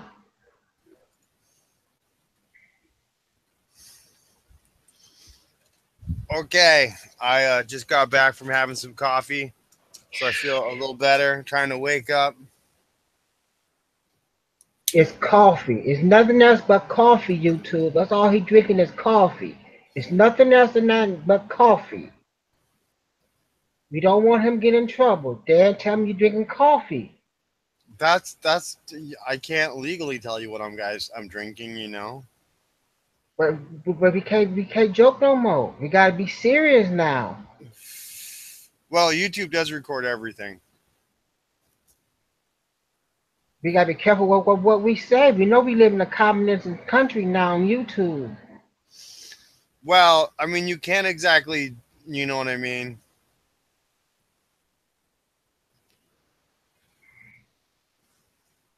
There is reports of people saying strange things about our president, and the FBI shows up at their door. Oh, see, now he's definitely gonna get us in trouble. I caught it on camera. That's what Gene says.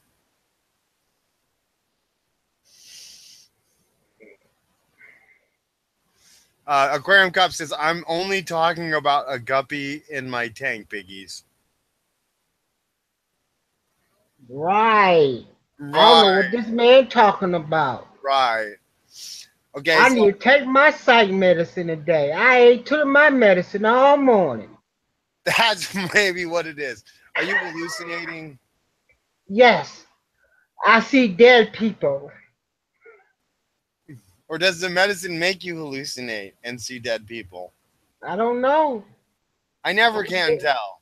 I live in the elderly building, so you don't know what I see around here. I see the Dan is hot. I see a couple fire trucks of fire. I don't know what the other symbol is, and it looks like a firecracker. D, slam the stream and set folks straight. It's hot in here. You know the song. Biggie's singing, I'm getting hot in here. Let me take off all my clothes. How do you say that? I don't want to get copyright. My first 9 videos got copyrighted for music in the background. Well, Aquarium Cop, I'm surprised they didn't kick you off of YouTube. I do it all the time, but I'm crazy. I don't got them all. I can't have coffee. I will die. 0 chocolate, 0 caffeine. That's got to suck. I don't drink coffee. I'm already hyper enough. I see dead people. Good one, Diggs. Well, it all just depends on the brownies that you put in your coffee. Well, that's the spice. Spice isn't legal in Washington, but brownies are.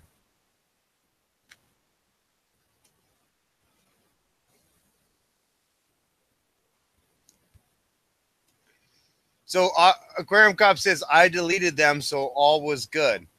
I tried to delete my video, and YouTube sent me a thing that said that deleting my video would not do any good against the copyright strike. And so the video is stuck with the copyright strike. Because I don't know. I just made a video this morning with Yellow Submarine.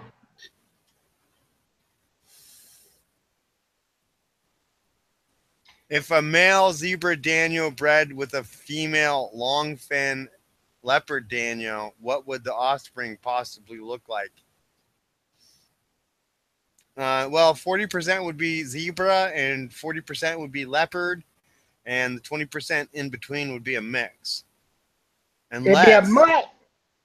unless you have a really strong gened male zebra, and then it would be 100% zebra. And the flip side is true if your female long friend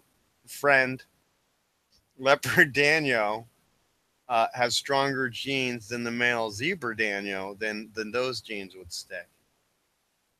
So it'd be a mutt. I think I read about it in National Geographic the other day. I'm just kidding, Gene. By the way, they didn't.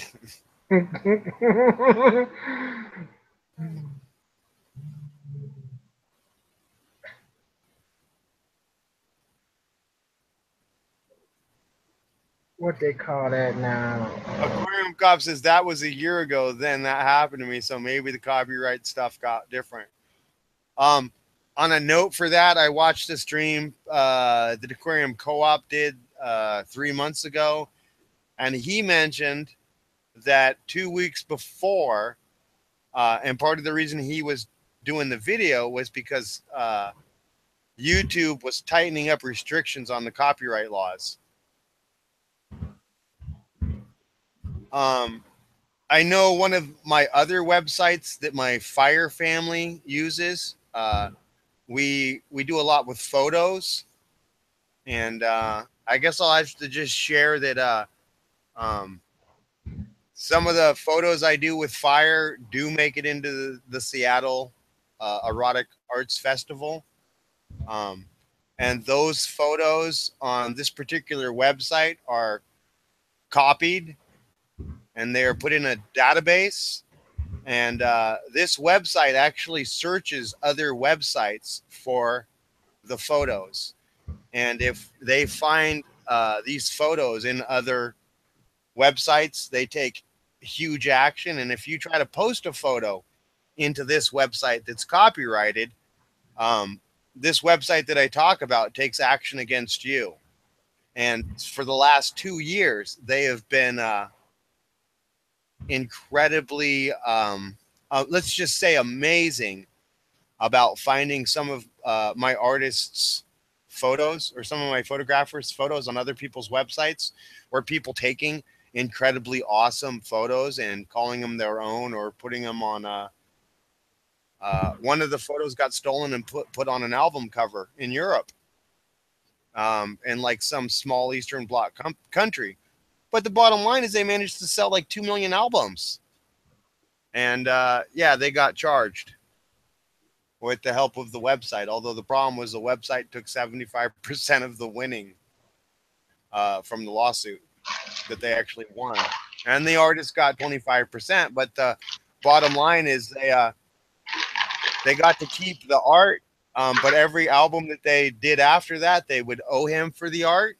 And they didn't want to change their album cover. So they now, on the back of the album cover, not only have to pay him huge money every time they use his art, but they also have to leave a huge name on the back of his, part of his restriction was that they had to put his name and his .com in 2-inch by 8-inch rectangle on the back of their album. Yeah, decided in court, done. Anyway, yeah, that's been going on for 2 years on this other website, very strong. So it doesn't amaze me that Google is, or YouTube is catching up. So let's see what other awesome stuff we can talk about. Biggies, did you hook up a new airline and air pump, and where did you put it?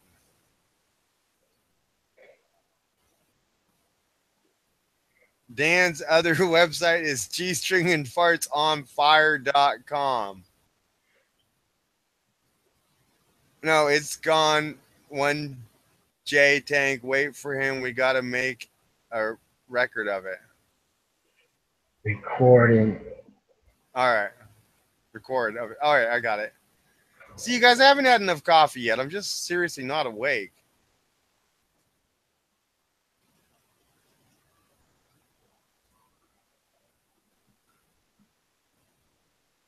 I'm gonna go get another cup of coffee so I can try to wake up a little bit more.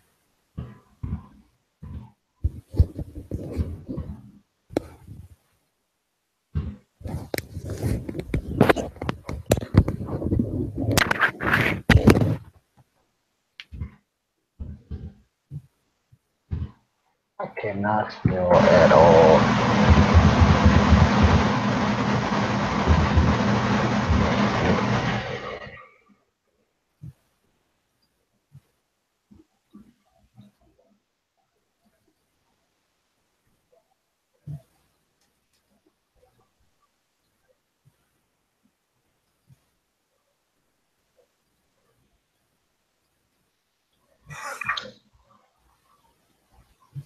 Big Easy, dude.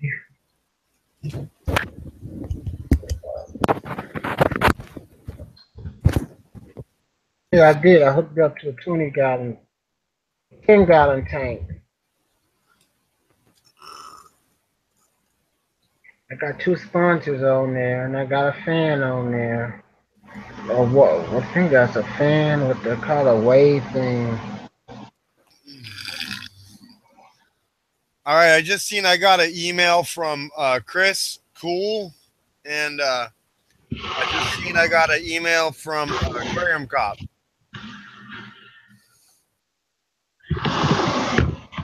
Hold on a second. My roommate just got home. I have to go talk with him, so I'm gonna go mute this real quick and see what he's got to say. It has 4 cords. I'll hopefully be back in about a minute or two. Alrighty then. Yeah, that little small little pump worked pretty good over there. It pumps up pretty good. I got 2 filters in that 10-gallon tank. It's working pretty good. I hate that little 10-gallon tank. I ain't gonna sit on this thing and lie about it. I'm ready to get rid of that 10-gallon tank. I gotta clean that thing every week. That gravel has so much stuff on there. I never could have a 10-gallon tank. I don't know how people deal with these 10 and 20-gallon tanks. They're too much work. I don't like small tanks.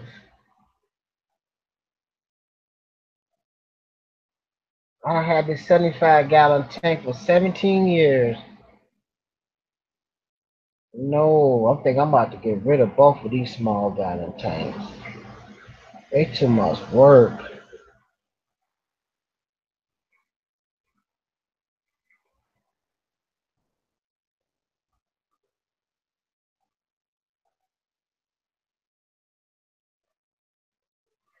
Put the 10 house.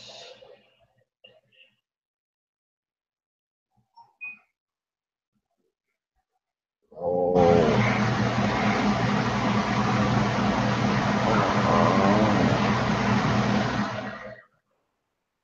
They got to go.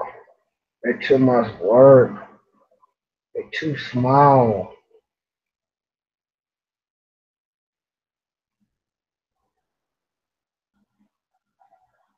Is D gone? I think she gotta go to work.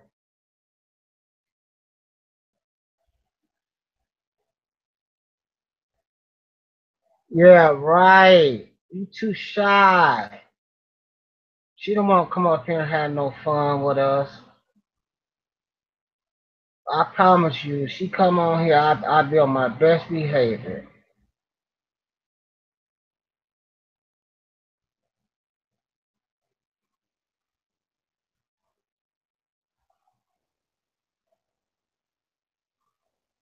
I won't crack no jokes.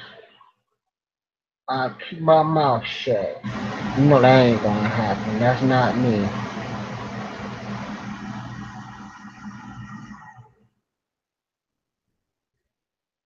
It's too quiet.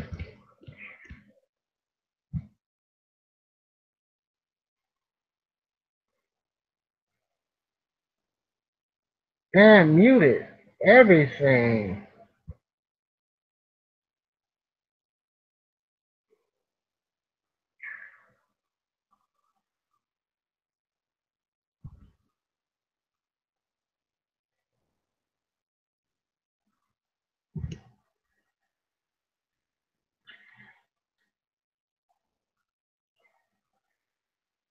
So, what kind of plants do you have in your fish tank?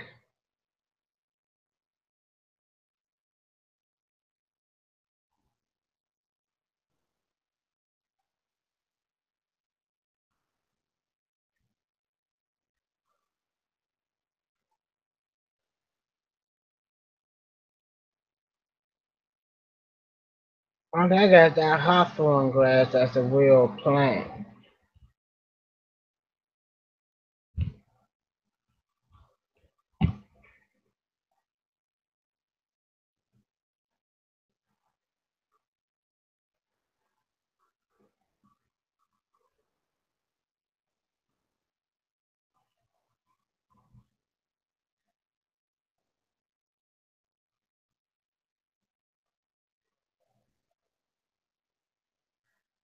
I should go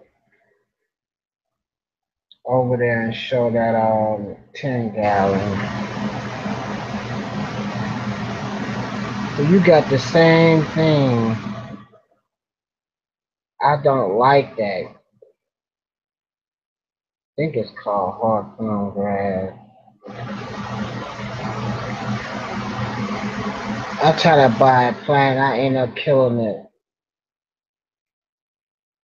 I think I killed that plant within 2 days. All the leaves turned brown. Oh well. I'm good at house plants. You can see in my house.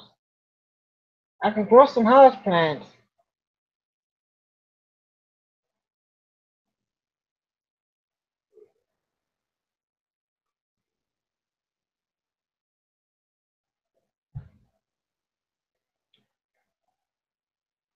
At least I ain't killed the fry yet.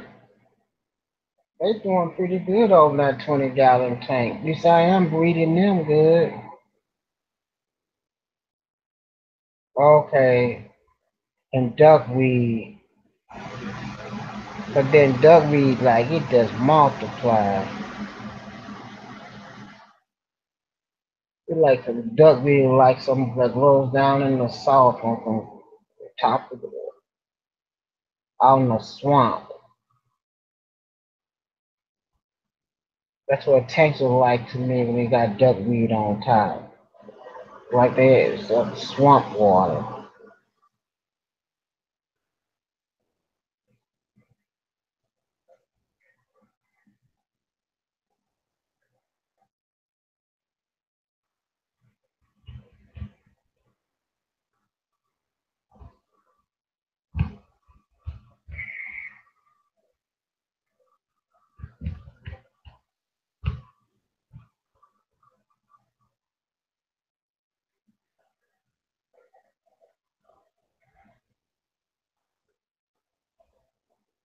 Ron, I think me and you the only one is on this screen. Ain't nobody else is here.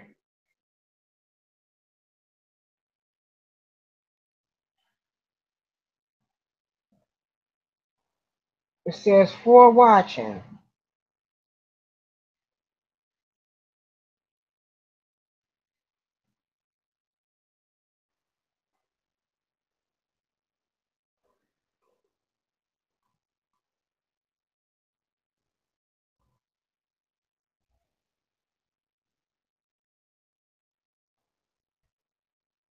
I forgot you got a lot of goldfish. I had goldfishes when I was younger. I don't want no more goldfishes. Free food. But you got over 100-something tanks in your house.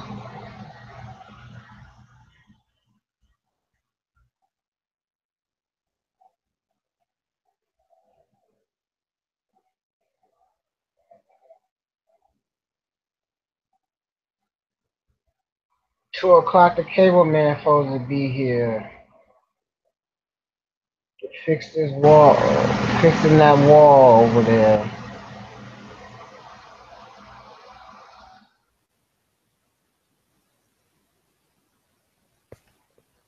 All right, you guys. Well, my roommate just got home, and I'm gonna have to go help him do some stuff. So, kind of sucks. I'm gonna have to get off the stream. All right then. I hate it when my roommate's got important crap for me to do. It's called teamwork. Yeah, we get a lot of good stuff done together. Y'all gonna have to get a bigger house pretty soon. Yes, definitely. It works out pretty good though. Somewhere out in the country. Yeah, I definitely got to get a little further out in the country. So I guess bottom line, hopefully everybody had a great time. Hopefully I wasn't too offensive with my I hope you don't get no copyright because when you want to pay a time a dog. Holy moly, we'll see. We'll see. But no, Oh. the bottom line is YouTube, as they go forward into the digital age, it is becoming just incredibly easy to find copyrighted material. And YouTube is on top of it. Yeah. And I try not to, mention too much about, the things I do in life, because some people get offended. If I go to the Mormons and I'm like, hey, this is what I do, people get offended. But, I look at what I do in life. I enjoy it. I certainly don't try to hide it from people. And a few people, I will end with this, because a few people, they kind of make fun about, the fact, well, they don't make fun, but the whole, lighting people on fire. And so people are, I like to make jokes about, what I do with handcuffs and rope and chain and all this other stuff. And the current biggest joke among my fire friends and the rest of my friends is they're like, no, you should see Dan's bedroom. Totally full of fish tanks. No fire in his room. No craziness, because he breeds angelfish. And so for me, what's fun is I look at my life and, I fly kites. I try to volunteer a lot of my free time to helping people. And but in many of the things that I do, I just have to tell people I just take it extreme. And many of the things that I do are just, extreme. From the amount of fish I keep to the right way that I grow flowers for hummingbirds. I mean, I have my own public gardens. So, there's just a lot of fun things about me that are, I don't know, a lot of people could say are extreme. But I think that I go out of my way to help people. And I think I'm kind of extreme about, going the distance to help people. And maybe I'm extreme about having the amount of fish that I keep. But I don't know. I guess I'll end with this. I look at the amount of people that I help in life and the amount of stress that the people I help in my life bring to my life, because it's really hard to help people the ways that I do and not walk away and just go, wow, that's stressful.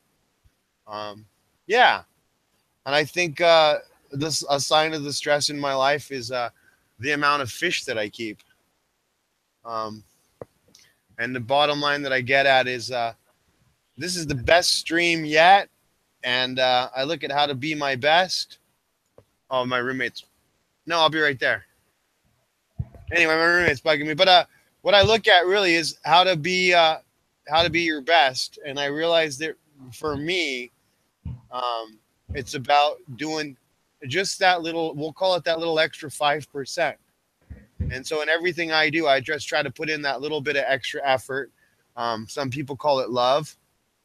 So I get, maybe I just put in that little extra bit of love.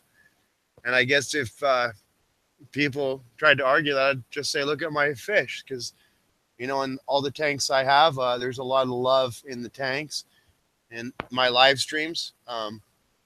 I hope to think that I convey that there's a lot of love in my life because I have a lot of compassion for people. And I think that the way that I live my life, trying, I don't know, not to harm people and not to harm animals and not to harm the environment, you know.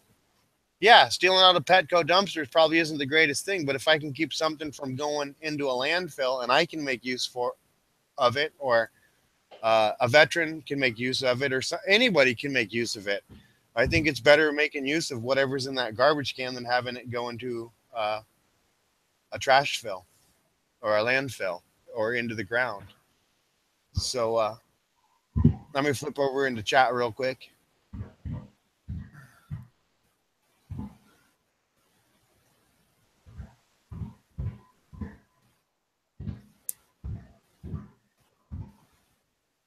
Yeah, and I probably am going to have to end in like a minute, you guys, because my roommate's teasing me about talking to crazy fish people.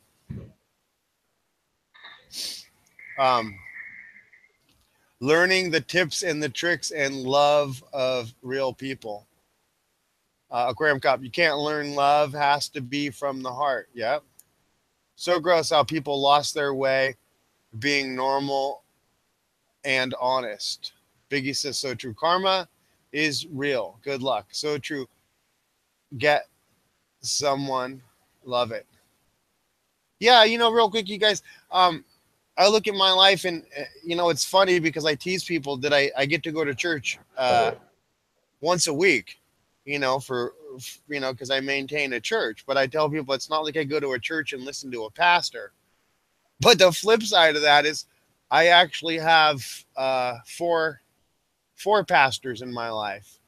And I get to go to two of them so that, you know, I get to ask them different, you know, just the different stuff I involve myself in with people. Hey, how do I advise this person of this or that or the next thing? And I don't always have the best answers. So I have two pastors that are like, hey, I know you don't belong to my church, but if you need some assistance with what you're doing, please come by and talk to me. And maybe we can come up with a solution. And I think it's really awesome to have two pastors in my life that give me, yeah.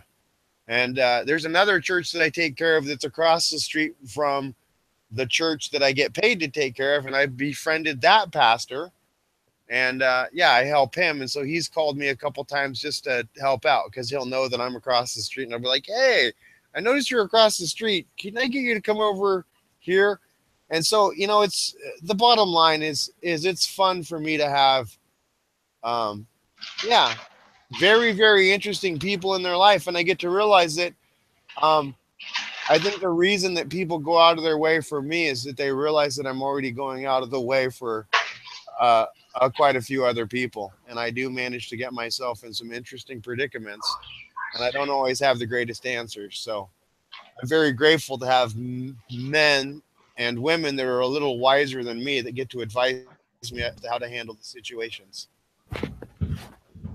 Aquarium Cop says, loving yourself is the key. Well, I think Aquarium Cop, to build on that, you have to love the life you live. And for me to love the life I live, I have to have, I don't know, people. People is what makes my life go round.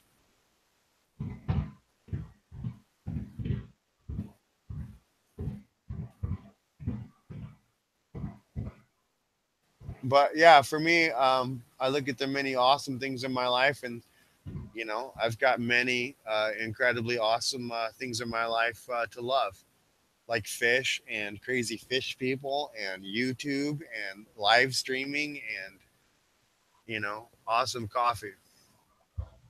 Hold on a second. All right. I'll be right there.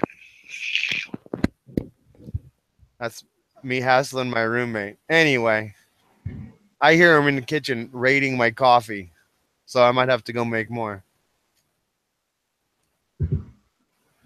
All right, everybody. You all have a beautiful, incredibly awesome morning. It's now 9 a.m. for me, so it looks like I'm gonna have to go start my day with my roommate, and it looks like I'm gonna be off to the bat, being awesome. Yeah, Biggies, that's a great point. Before I run, you have to love you before you can love somebody else. So true. But yeah, but I look at my life and I'm like, you have to somebody told me a long time ago, to have self-esteem, you have to do esteemable things. And I look at my life today and I don't wake up and go, Dan, what awesome thing are you going to do today to be awesome? Right? And I explained this to a friend a while back. I just wake up and go, Dan, how are you going to go help somebody today? How are you going to give somebody socks today? Or how are you going to give somebody shoes? Or the fact that it just started raining. We had the first rain in 70 days the other day. And I just go, wow, I got a coat full of jackets. And now I get to go pass them out. And I don't exactly pass out jackets to be awesome. I pass out jackets because homeless people need to get out of the rain. Anyway, hopefully that inspires some of you guys how to be your best. And I think when you're at your best, then you can really love yourself from a spot that's very deep and very heartfelt. And then when you love yourself from that spot that's very deep and very heartfelt, then when you do things in life, people can feel that what you're doing is from the heart.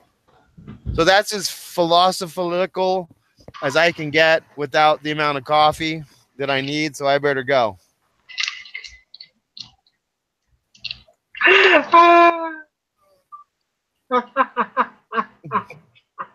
Philosophy at the end of the day is be your best. Anyway, I'm out of here. So everybody go be awesome today. Love you lots. The power is out. Copyright.